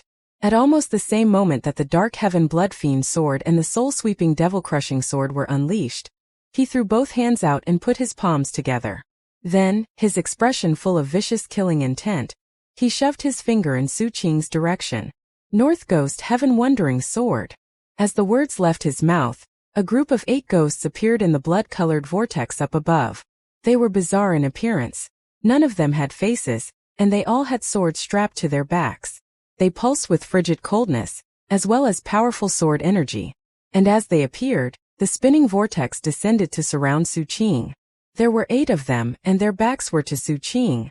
But then Master Shengyun let loose a shout, and all 8 ghosts moved in unison, drawing the swords from their backs, turning around, and then slashing their blades toward Su Qing. Sword energy surged forth like the sea, unfolding on a magnificent scale as 8 swords slashed toward Su Qing from 8 directions. The swords moved with incredible speed, appearing in a flash right in front of Su Qing's defensive shield. There were now 10 swords at play, and Master Six's defensive gift had already been drained significantly during the battle at Sea Star Island. It held strong for a short time, but then ran out of power and exploded. During that time the power of the 10 swords was largely drained, but there was still enough to send sword energy streaming into Su Qing toward his life flames. Su Qing looked grim as he borrowed power from the exploding defenses to finally incinerate the last of the blood garment sealing him. However, the sword energy still surged through him, filling him with pain and causing blood to spray out of his mouth. As Master Shengyun strode toward him, Su Qing's energy teetered unstably. Without any hesitation he turned and fled, his life flames burning as they resisted the crushing sword energy. All of this takes a bit of time to describe, but actually happened in the time it takes a spark to fly off of a piece of flint. When Su Qing backed up, Master Shengyun shot toward him like lightning. In the blink of an eye, he had caught up to Su Qing. However, that was when Su Qing managed to rid himself of sword energy, and he spun in place, a vicious look on his face. Reaching his right hand out toward Master Shengyun, he dropped it forcefully. A roar erupted from behind him as a blue-green dragon appeared, emanating heaven-shaking, earth-shattering force as it lunged toward Master Shengyun. Master Shengyun's expression flickered as he performed a double-handed incantation gesture. Instantly, his ravaged bird also lunged forward, while at the same time, his life lamp defenses spread out in full effect. The blue-green dragon exploded, but it still forced Master Shengyun backward, and ripples spread out over his life lamp defenses. That said, Su Qing's counterattack wasn't finished. Just as the blue-green dragon was destroyed, his Dharmaskiff appeared. He didn't utilize an attack of godliness. An unfocused release of power like that wouldn't help in the current situation. Instead, Su Qing sent the Dharmaskiff racing directly toward Master Shengyun with ferocious momentum, the power of self-detonation building within it. Master Shengyun had just obliterated Su Qing's blue-green dragon. Immediately after, he had a Dharmaskiff to deal with. There was no time to dodge out of the way, and thus the Dharmaskiff slammed into him and then self-detonated. A deafening boom echoed out as the godliness in the Dharmaskiff added to the detonation. Terrifying shockwaves blasted out in all directions. Shaken, Master Shengyun had no choice but to fall back, his life lamp defenses rippling even more dramatically. Meanwhile, Su Qing performed a double-handed incantation gesture, causing a violet heavenly saber to form above him. However, he knew that wasn't enough. Finally, he activated all of the poisons he had laced in the area, sending all of their corroding effects right toward Master Shengyun's life lamp defenses. The reason Su Qing had allowed Master Six's defensive talisman to be destroyed was because he wanted to buy time. He needed to think of a way to get past Master Shengyun's life lamp defenses. With those defenses in place, it would be very difficult to defeat his opponent. He had wanted more time to lace the area with more poison, and also get the right mixture in place. And then he had waited for just the right moment to activate them. As the heavenly saber slashed downward, poison exploded. Chapter 256, Fighting Back. The violet heavenly saber slashed down, hitting Master Shengyun's life lamp defenses, and sending out even more intense ripples. Then Master Shengyun's heavenly saber also slashed forth, and when it hit Su Qing's, they both shattered. Master Sheng was shoved backward by the force of the collision. But Su Qing wasn't done yet. Everything up to this point was actually a smokescreen. Next, Patriarch Golden Vajra Warrior unleashed his most powerful attack from within the iron skewer. Sparks shot out from the shattered heavenly saber as the skewer emerged with blinding speed. The Patriarch was obviously in control of the electricity dancing on the surface of the skewer as he pushed it to its top speed. The Patriarch clearly knew how important his mission was. Furthermore, having seen how the shadow had been so critical to the fight so far, he was feeling very nervous. Fearful that he might fail, he went mad in his efforts, detonating lightning symbols to get a boost of speed and power. He became like a real bolt of heavenly lightning that pierced right through the life lamp defenses of the backpedaling Master Shang. A boom could be heard. The life lamp defenses were shocking, and thus they didn't collapse. However, the iron skewer's speed and power allowed it to punch a tiny hole in them. Then the skewer was rebuffed. Spinning off to the side, it looked less bright than before, and agonized shrieking could be heard from the Patriarch inside. The backlash he had experienced was clearly significant. As for the hole, it rapidly filled in, and a moment later the defenses were back to normal. Sneering, Master Sheng said, "You can't get through my life lamp defenses. Nothing you do will work." Despite his words, the attack had sent him staggering backward. The whirlwind attacks from Su Qing, one after another, were just that effective. First was the blue-green dragon, then the Dharmaskiff self-detonation, and after that the heavenly saber. None broke through the life lamp defenses, but the fact that they came one after another was astounding. However, with those defenses in place, it wasn't possible to truly harm Master Shang any more than his attacks had harmed Su Qing. That said, it was obvious that Master Sheng currently had the upper hand. He had more divine abilities to call on, and what was more, the gleam in his eye indicated that he had identified Su Qing's weakness. You don't have enough magical techniques, and you lack divine abilities that can unleash true might. Hearing Master Sheng's words, Su Qing's eyes turned cold. He didn't respond. Master Sheng laughed, then performed a double-handed incantation gesture, and prepared to target Su Qing's weakness. However, just before he unleashed a new divine ability, his face suddenly fell. His life lamp defenses had just faded slightly, and ripples were flowing across them. Even more noteworthy was Master Sheng had just sensed the defenses corroding around the spot where the iron skewer had poked a hole moments ago. That was when Master Sheng recalled a time earlier in Seven Blood Eyes when someone mentioned Su Qing using poison in his fight with Sima Ling. Poison is nothing. It can never be a great Dao. Master Sheng snorted coldly. From when he was young, he had always had a unique constitution that caused him to look down on ordinary poisons. He waved his hand, and his life lamp glittered.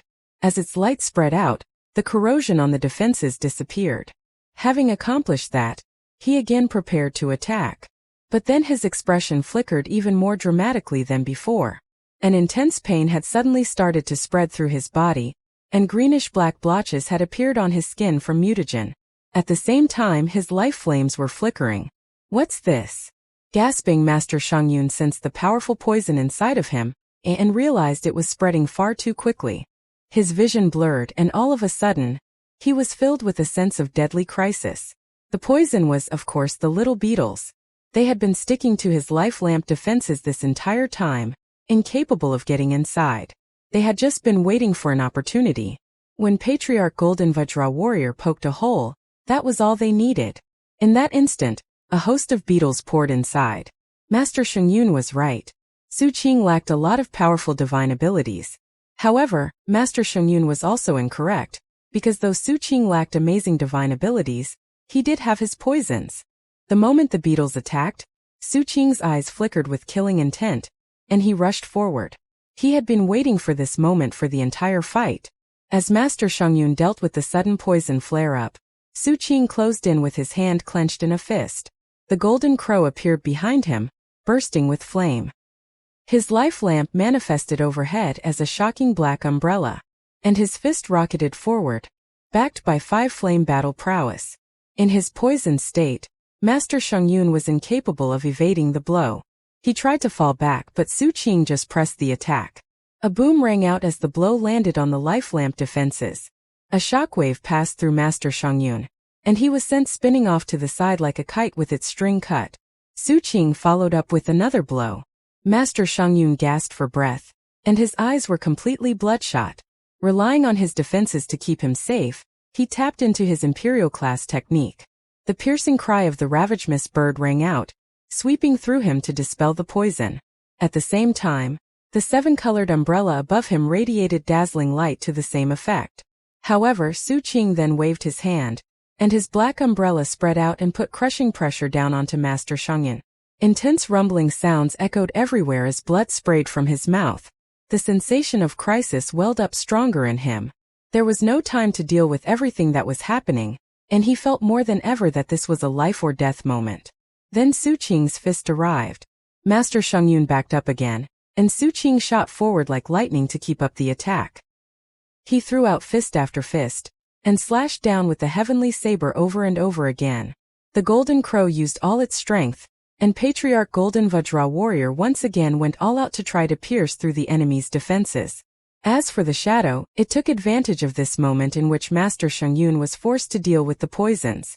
Stretching out, it covered a second Dharma aperture. Su Qing was going all out in every respect. Master Shangyun continued to fall back, blood spraying out of his mouth. Each mouthful of blood contained masses of poisons, and when it fell, it melted the ground it touched. And his life lamp defenses glittered as Su Qing shoved his hands against them. Then, a shocking boom rang out as the defenses finally couldn't take it anymore and shattered.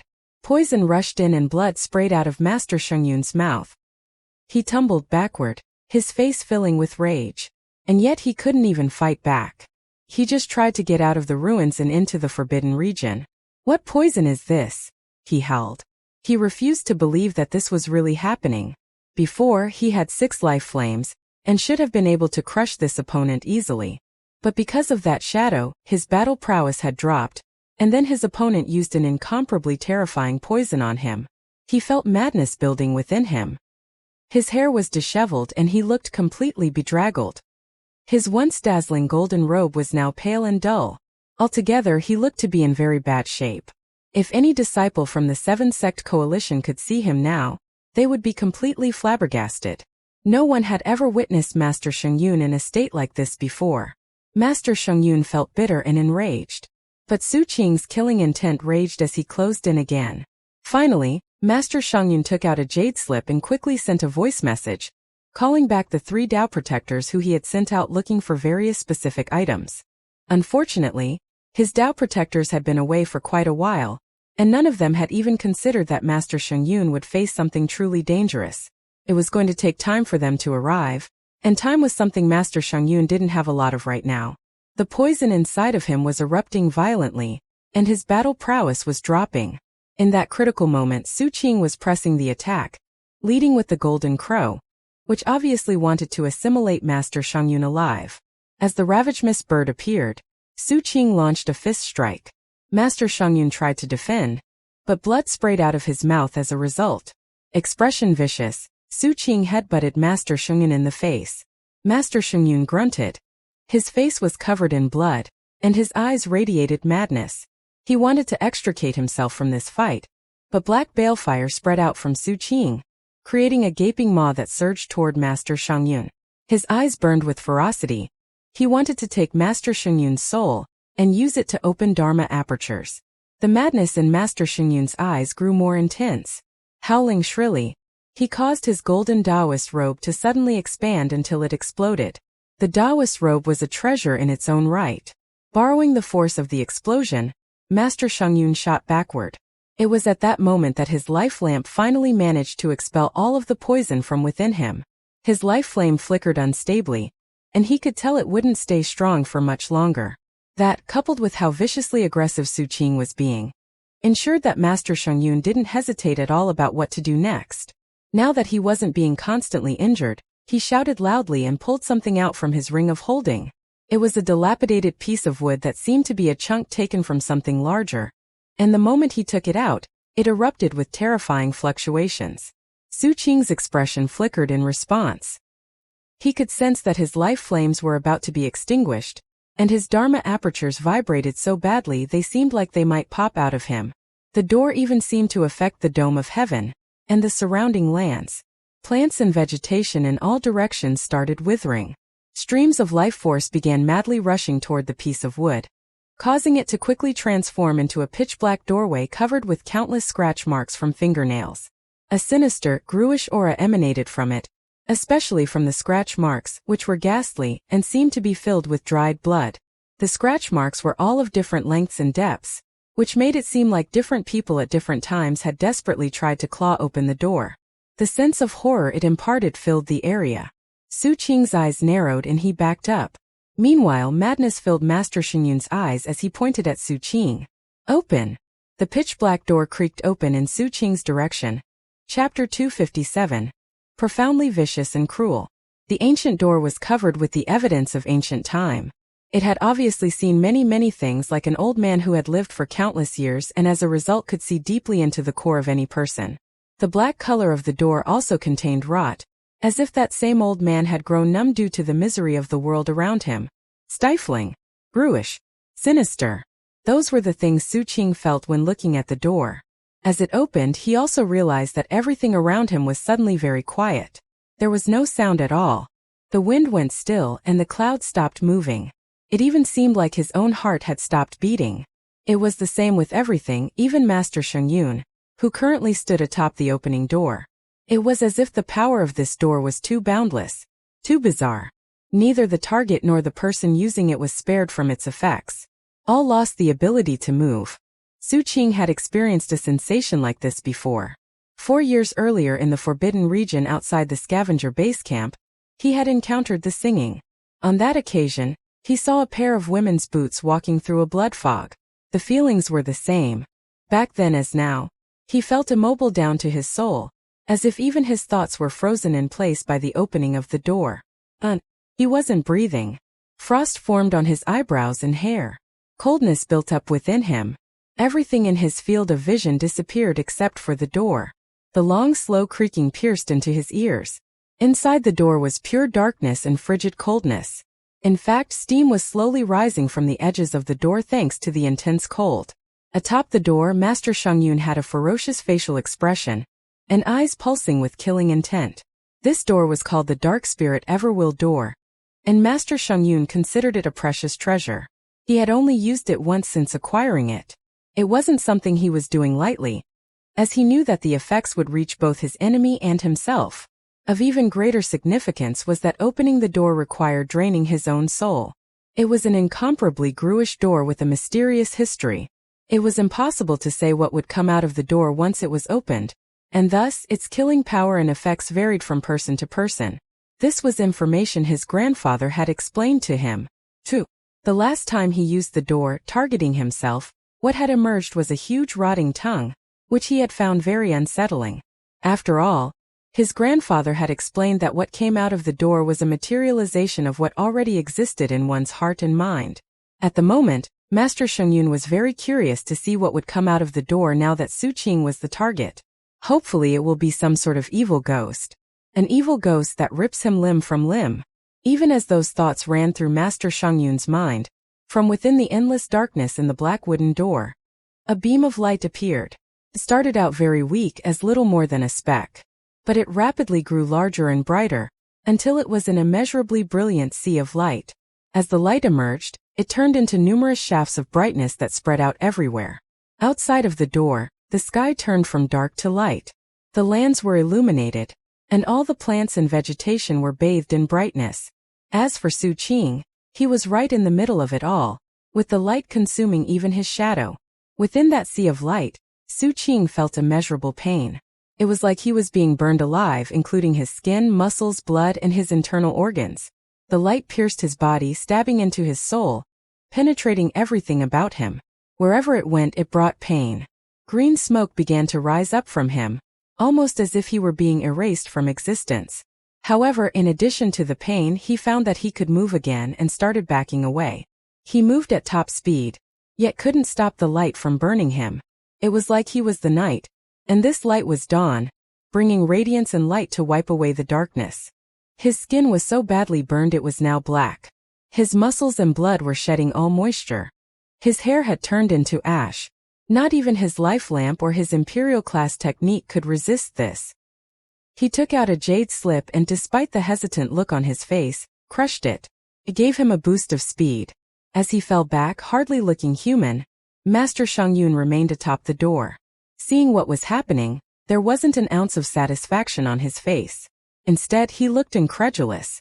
In fact, it almost looked like he couldn't believe what was happening. Light? When the dark spirit Everwill door is opened on you, it produces light? That should be impossible. You're just like me, a ruthless killer. You've walked over countless bones to get where you are. You're a master of poison. A person who consumes souls to further your cultivation. You're surrounded by black flames. Your soul fire is as dark as night. It's no exaggeration at all to say that you're an outright monster. But how could the materialization of your thoughts be light? Laughable. Outrageous. Ridiculous. You're surrounded by darkness and gloom. But your heart is full of radiance and light? Master Shangyun's eyes were bloodshot and his expression was pure ferocity. Then he started laughing, almost like he'd lost his mind. He simply couldn't control himself after seeing light coming out from this door. That was because he had always wanted this for himself. He was Master Shangyun. The characters Shang and Yun represented radiance and light. Yet when this door was opened on him, a revolting tongue emerged. All of it caused his killing intent to tower to new heights. 3. As Su Qing backed up in the face of the brilliant light from the door, Master Shangyun quickly performed an incantation gesture, and the door slammed shut, then blurred momentarily as it shifted directions. Now it wasn't facing Su Qing, it was facing Master Shangyun. He was still poisoned, and considering how critical of a moment this was, he actually had more than one goal in using this door. One was to kill Su Qing, but the other was to remove the poison from himself. The last time he'd used the door, he had been in similar circumstances, and had used the door to remove a curse on himself. He gritted his teeth as the dark spirit Everwill door spun and opened in his direction. As before, the interior was pitch black. Then a revolting tongue appeared, which shot out at top speed and wrapped around Master Shangyun. He trembled and his face contorted with pain. Being wrapped up by the tongue, his entire body started to rot. His handsome features withered until he looked like a corpse, and his hair all fell out, and a noxious odor spread out from him. However, he was more than pleased to pay that price considering the outcome. The dangerous poison in him was mostly extruded, and the faint traces left behind seemed inactive. But what left Master Shangyun completely overwhelmed with horror was that the shadow covering his 120th Dharma aperture was completely unfazed. Not only that, but an eye suddenly appeared in the shadow, which cast him a contemptuous glance. What is that thing? There was no time for Master Shangyun to think about the subject. With the poison in him suppressed, he put away the door. He didn't dare to continue to use it in this fight. He also took out some healing pills that he popped into his mouth. Then he charged back toward Su Qing. Some distance away, Su Qing finally looked up. He was in a very bedraggled state, but his killing intent was just as intense as ever. Though he had been seriously injured just now, the violet crystal was already healing him. During his retreat, he had also consumed quite a few healing pills. As Master Shangyun closed in, Su Qing stamped his foot on the ground, launching himself up into the air, where he met the attack. Booms rang out everywhere, and plants everywhere were shredded to nothing. Trees collapsed and beasts in the area fled. The fighting between Su Qing and Master Shangyun caused everything to shake violently. Even a gold core cultivator who showed up right now would be shocked. The two of them fought with incredible speed, launching blows, moving about over the terrain, and leaving destruction behind them wherever they went. As they fought back and forth, Su Qing suddenly produced a crystal which he threw out. It exploded, releasing a cloud of black fog, out of which charged a headless grue with the body of an ox. It immediately attacked Master Shangyun. There was more. Su Qing threw out 3 more crystals, all of which exploded. Out flew a ball of tangled black hair, a withered hand and a white eyeball. These deathly items were things Su Qing had taken from Sima Ling, the so-called god of wealth from revered ancient. Releasing them all at the same time caused boundless mutagen to fill the area. Then Su Qing gritted his teeth and tossed out a huge quantity of black boluses. Popping sounds rang out as more mutagen filled the area, which attracted the attention of other vile beings in the surrounding forbidden region. Master Shangyun's face fell. Backing up, he waved his hand to try to keep the mutagen away. As for the 4 grues, Being in this mutagen made them like fish in water. Without any hesitation, they clumped together. The withered hand attached itself to the neck of the headless ox, and the eyeball connected to the palm of the hand. The hair attached itself to the ox as well. In the blink of an eye, the new Gru's energy surged and it launched itself in Master Shengyun's direction. Master Shengyun prepared to dodge out of the way. However, that was when a decisive look flickered in Su Qing's eyes, and he pulled out a bunch of Sima Ling's Gru-controlling magical devices from his bag of holding. He threw them, and they exploded, blocking Master Shengyun's path of escape. The charging Gru slammed into him. The Ravagemiss bird howled. Unfortunately, given Master Shengyun's current state, it was also damaged. Then the golden crow glared at it and launched forth an attack. The two started fighting fiercely. Su Qing also closed in, a dagger appearing in his hand. Taking advantage of Master Shengyun's exhaustion, he aimed the dagger at his throat. Master Shengyun threw his head back, and the dagger whizzed right past him. Though he avoided being slashed, the balefire still burned him.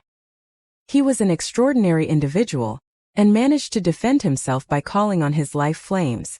But that couldn't do anything about Su Qing's wild style of fighting. Su Qing instantly launched into a headbutt. Eyes bloodshot, Master Shengyun did the same. A huge boom rang out as both of them staggered backward, stars swimming in their vision. Master Shengyun was really getting a taste of Su Qing's ferocity, but that didn't reduce his killing intent. In fact, he now wanted more than ever to kill Su Qing and take his life lamp. As he backed away, Master Shengyun slapped his own forehead, causing a tremor to pass through his own body. Then, using some unknown secret magic, he shoved his hand into his forehead and grabbed something inside. The next moment, he wrenched a blood-soaked brush pen from inside himself. It started out small but rapidly became larger. Astonishingly, the tip of the brush was a head that looked exactly like Master Shengyun in every way. "I was sleeping, big brother. Why do you wake me up? Is it time to play?" Chapter 258. Dharma sees crush an evil pen. It was such a gruish pen that just looking at it caused Su Qing's pupils to constrict. It was as tall as an ordinary person. Its shaft was made of a spine, the tip from a head, and the brush hairs were the head's hair. There was still bloody flesh on the spine, and though the head still had skin on it, that skin was green, making it look like an evil ghost. When it spoke, its voice was profoundly sinister, causing Su Qing to frown. Master Shengyun ignored the words, grabbed the pen, and drew a red circle in the air. The instant the circle appeared, it became corporeal, and it began expanding rapidly like a rushing wind. Su Qing immediately fell back. The composite Gru was shaken. As the ox body fell back in retreat, it shivered and then exploded into 4 parts. The 4 parts then also exploded into bits. Master Shengyun gripped the pen as he looked with bloodshot eyes at Su Qing. Master Shengyun had been bizarre from birth.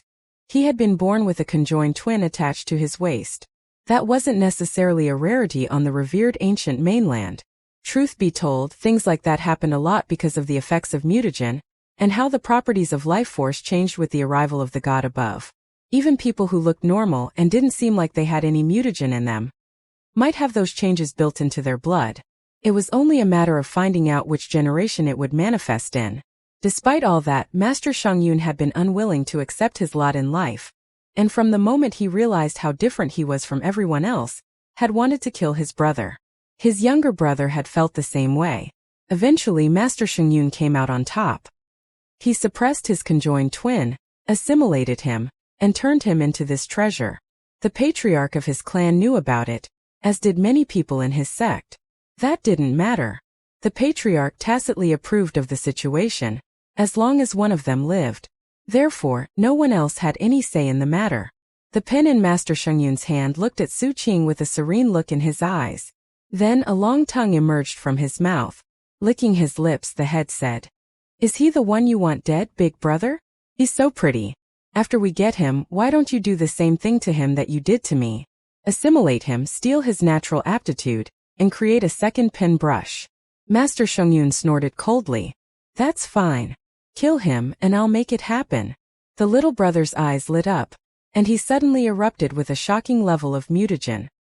His eyes turned black, and his expression became one of greed. Then Master Shengyun waved his hand, and the gruish pen slashed left and right to create an X. The X glittered with red light as it turned corporeal. The pen's ink was as red as blood, making the X seem like it was made from flesh. You could even see veins on its surface, wriggling horrifically. The X of flesh and blood then shot towards Su Qing. As it neared, its gruish aura grew stronger, and winds screamed in the area. Su Qing's expression turned grim as he pulled out a jade slip, making sure Master Shungyun couldn't see it clearly. It looked like he was about to snap it, but in the end decided not to.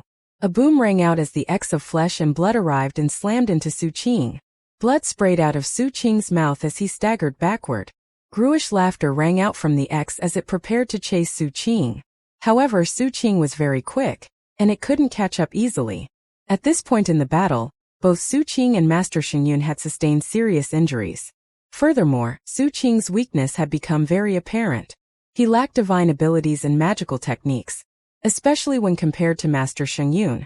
Truth be told, if his opponent was anyone other than Master Shungyun, then his techniques could be considered satisfactory. But Master Shungyun was a chosen from the Soaring Cloud Sword sect, who they hoped to groom into walking the path of the ancient emperors and imperial sovereigns. It was only natural that he would have a lot of techniques and magical devices. I lack divine abilities and magical techniques, and my magical devices aren't as gruish as his. But as the saying goes, overwhelming power can defeat someone even 10 times as skilled. Su Qing's eyes glittered as the power of the violet crystal surged within him. As this battle went on, it had become more and more obvious how impressive the crystal was in its ability to heal him. What was more, the 1,500-meter spirit seas in his Dharma apertures ensured that he could stay in the profound radiant state for a very long time. In fact, his current plan was to rely on that advantage to crush his opponent. Therefore, as the X of flesh and blood closed in again, Su Qing suddenly shot up into the air, raised his right hand, and pointed to the dome of heaven. Simultaneously, his 92 Dharma apertures erupted, causing intense heat to sweep upward. Next, a 1,500-meter hand appeared above him in the sky. That hand was the manifestation of only one of the spirit seas in one of his Dharma apertures. And thus, after the hand formed, a second one appeared, which superimposed over the first one, doubling its power. Things weren't over. As Su Qing tapped into his Dharma apertures, a third hand was added, then a 10th, then a 30th. One hand after another superimposed, creating something almost impossible to describe. Intense winds swept through the area, and immense pressure built. Master Shungyun's eyes went wide, and his heart pounded with astonishment. The spirit seas in Su Qing's Dharma apertures were absolutely shocking. In fact, in Master Shungyun's entire life, he had never seen spirit seas so terrifying. Even he only had spirit seas that were a bit over 600 meters. "You!" he murmured, his face falling. He knew that the size of one spirit seas correlated to the majesty of the Dharma force one commanded. At lower levels that didn't matter much. But as one's cultivation base got stronger, and one opened more and more Dharma apertures, then it could lead to a very big difference between two people. And that's what was happening right now. In the shortest of moments, the hand above Su Qing became a composite of 92. From a distance, it was possible to see a giant 92-level hand hovering in the air. Wind whipped across the trembling lands, and massive pressure weighed down. Lightning crackled across the surface of the hand like dragons or snakes. A will surged that could devour heaven and end the earth. Even the X of flesh and blood quivered in midair as if from fear. Su Qing was not like Master Shungyun with his 3 peerless swords and amazing gruish items. He couldn't summon a black door, did not have a special treasure that could become a brush pen of flesh and blood. But he did have 92 spirit seas, each of which were 1,500 meters in size. Regardless of how gruish you were, regardless of what magical techniques you had, and regardless of what special items you possessed, he had the power to crush you. Veins bulged on Su Qing's forehead as massive pressure weighed down from the hand. Cracking sounds could be heard from within him as the tendons in his arms grew tight. Then he shoved his hand in the direction of the X of flesh and blood. And Master Shungyun, the giant hand overhead, pulsing with might to crush mountains and seas, smashed into the gruish X. Rumbling sounds echoed into the sky as the X stood strong for 5 breaths of time. Then it couldn't take the force and exploded into bits. More rumbling sounds echoed out as the hand crushed everything in its path. Behind it, even Su Qing had to work hard to stand up to the pressure of all the spirit seas. The ground quaked and trees crumbled into ash from the terrifying power on display. A moment later, the hand was right in front of the pale-faced and astonished Master Shangyun. In that critical moment, his eyes flickered with determination. Howling, he thrust his gruish pen out in front of him like a sword, stabbing it toward the hand. All of his Dharma apertures erupted, imbuing the gruish pen with Dharma force. His brother's face looked ferocious, but simultaneously astonished. In fact, his expression made it seem like in his madness he sought death. Thunderous booms rang out one after another, shaking the surrounding forbidden ground. Su Qing and Master Shangyun both coughed up blood, and both fought with all their might against the power, their expressions vicious. Blinding light shot out of Master Shangyun's gruish pen. Shockwaves rolled out in all directions as, in the blink of an eye, 33 of the layers of the composite hand were destroyed. That was when the light from the pen began to fade. A howl erupted from within as Master Shangyun's younger brother fought with madness. However, even if his madness were more intense, it wasn't enough.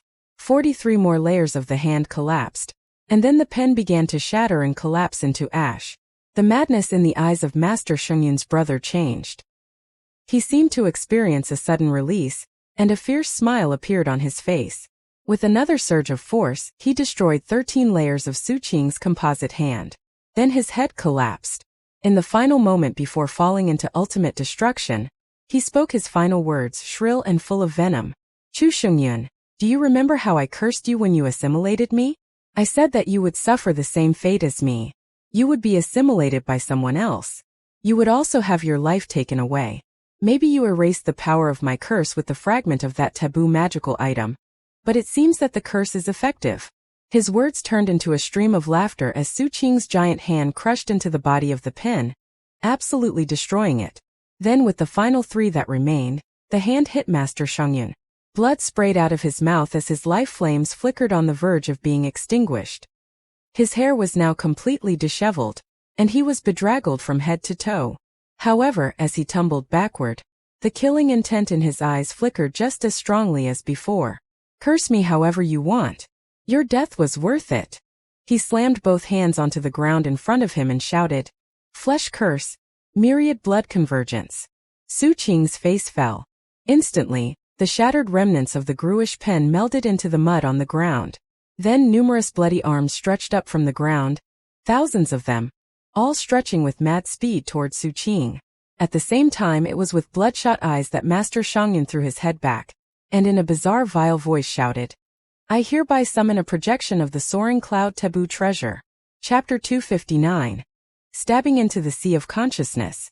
Taboo treasure. After Su Qing became part of the echelon, he earned the right to summon a projection of the sect's magical treasure. Some chosen from the 7-sect coalition similarly had the ability to tap into the reserve powers of their sections. That said, such authority was only vested in a few people, and was usually given out as a special reward, and to be used for defensive purposes only. After all, the magical treasures of the 7-sect coalition were in the taboo level. That meant they could only be used for short periods of time. And if their effectiveness was to be maximized, they were only supposed to be used at specific times.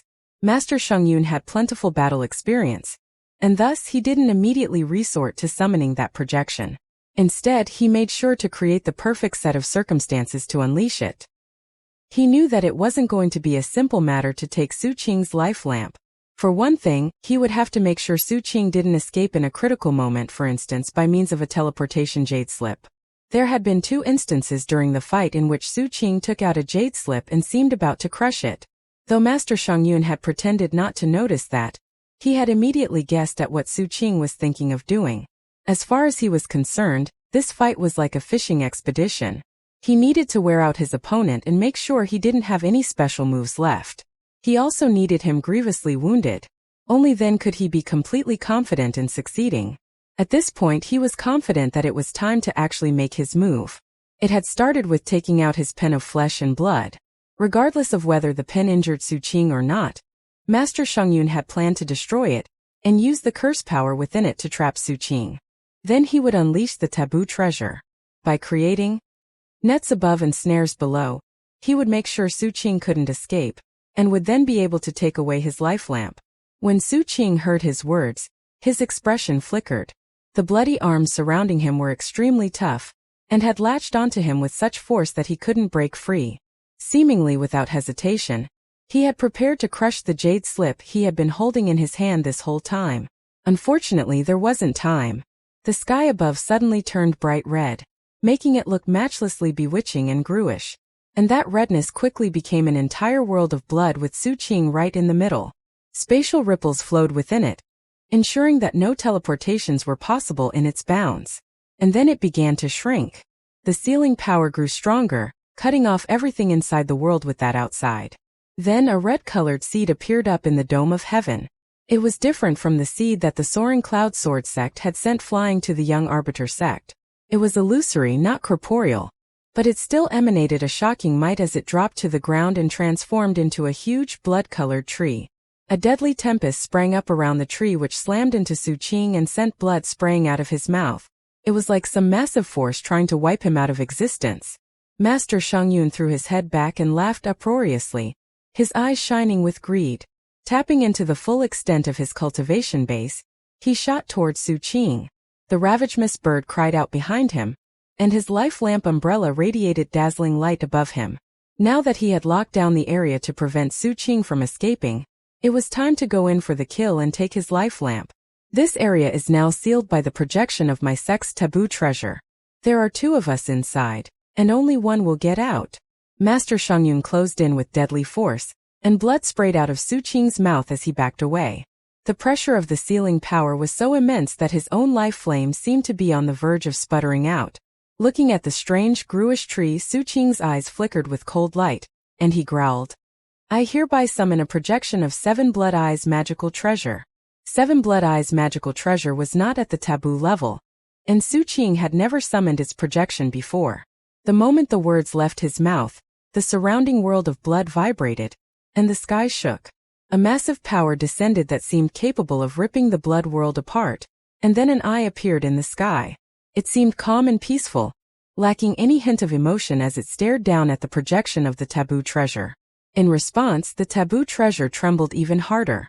However, there was clearly a disparity between the 2 treasures, as the taboo projection didn't collapse. Su Qing was unable to escape. That said, the eye was able to lock down the blood tree so it couldn't do anything. And thus, the pressure weighing down on Su Qing was slightly alleviated. A measly magical treasure from a subsidiary sect couldn't possibly do anything to my sect's taboo treasure. This blood world is going to be your grave. Continuing to laugh, Master Shangyun closed in on Su Qing with another attack, his eyes gleaming with greed. Su Qing's expression darkened. Without a word, he sent the golden crow forth, and summoned the black umbrella of his life lamp. As black fire raged around him, he and Master Shangyun started fighting back and forth within the world of blood. Su Qing was obviously weakened because of the pressure of the blood world, and was soon on the defensive. Seeing that, Master Shangyun started pressing the attack even harder. Eventually, the blood world had shrunk down to a size of only 30 meters. The huge tree inside of it had also shrunk down. Rumbling echoed out left and right as Su Qing staggered back, blood spilling from his mouth. Once again he had a jade slip in his hand, and he was looking around. "Don't bother," Master Shangyun said. "You can't escape. Not even I can control the taboo treasure. I have to just wait until it dissipates. The only reason I used it was to prevent you from getting away. That teleportation talisman that you've been hesitating about won't work. I've blocked all your paths of escape." Master Shangyun surged with energy as he grinned and stalked towards Su Qing, looking at him as if he were already dead. "You're right, we're sealed in here pretty tightly," Su Qing said calmly. Having confirmed that what Master Shangyun said was true, he tossed the jade slip aside and pulled out an iron box. Opening it, he spilled out the contents. The jade slip he had been holding was not a teleportation talisman. It was just an ordinary slip with random information in it. The iron box, however, was a wish box, and sealed within it was the poison pill that not even that monk's head had been able to resist. The moment the pill appeared, its aura spread out. Seeing this, Master Shangyun gaped and his eyes narrowed. He had no idea what this pill was, but he instinctively got a bad feeling from it. He launched an attack to destroy it, but Su Qing blocked that attack, allowing the pill's aura to spread. Because the area was completely sealed, there was nowhere for the aura to go to. It just gathered in the shrinking blood world. growing stronger and stronger. This had been Su Qing's plan all along. He didn't know what trump cards and secret weapons Master Xingyun would use, so he couldn't be on guard against them. He knew that the two of them were evenly matched, and it wouldn't be easy to kill him and take his life lamp in a short time. What was more, Su Qing knew that his biggest disadvantage was that, if he was around when Master Xingyun's Tao Protector showed up, he would die.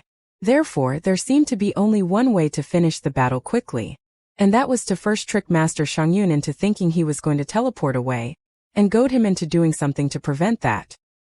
He was using Master Xingyun's greed against him. If Master Xingyun wanted his life lamp, he would have to make sure Su Qing couldn't teleport away.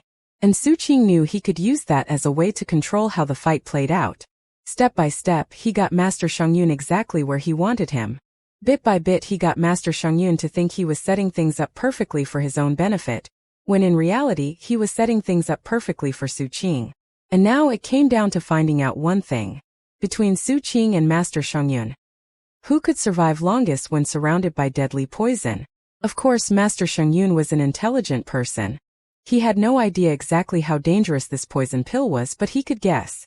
Eyes still flickering with killing intent, he took out a handful of antidote pills, consumed them, and then prepared to continue fighting. But then his expression flickered as he suddenly noticed the skin on his right hand rotting and decaying. It was a terrifying sensation, as he hadn't experienced any pain at all. He quickly started checking the rest of his body.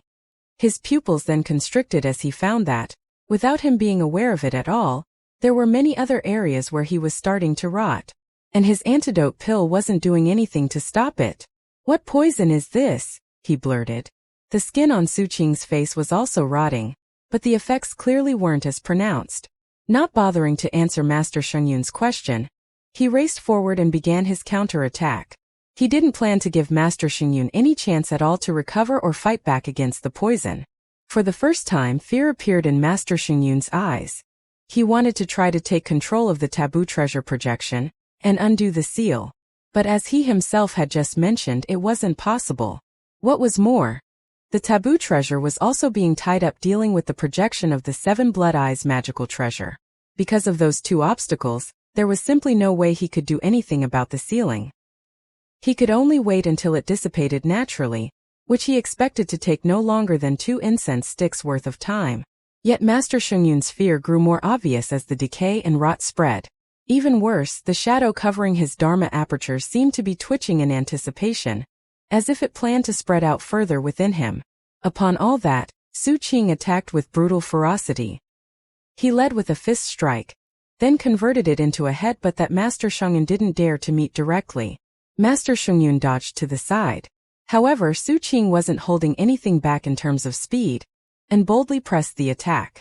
The golden crow exploded with the power of assimilation, and black flames spread out in all directions. Su Qing wasn't targeting Master Xingyun's throat. He was targeting his abdomen. Hitting the throat would be lethal. But the abdomen was where the life lamp was. Because Su Qing had a life lamp of his own, he knew exactly where it was. Master Xingyun was in a frenzy. Howling shrilly, he consumed a mass of medicinal pills designed to bolster life force. His eyes were filled with terror and madness as a sensation of imminent death filled him.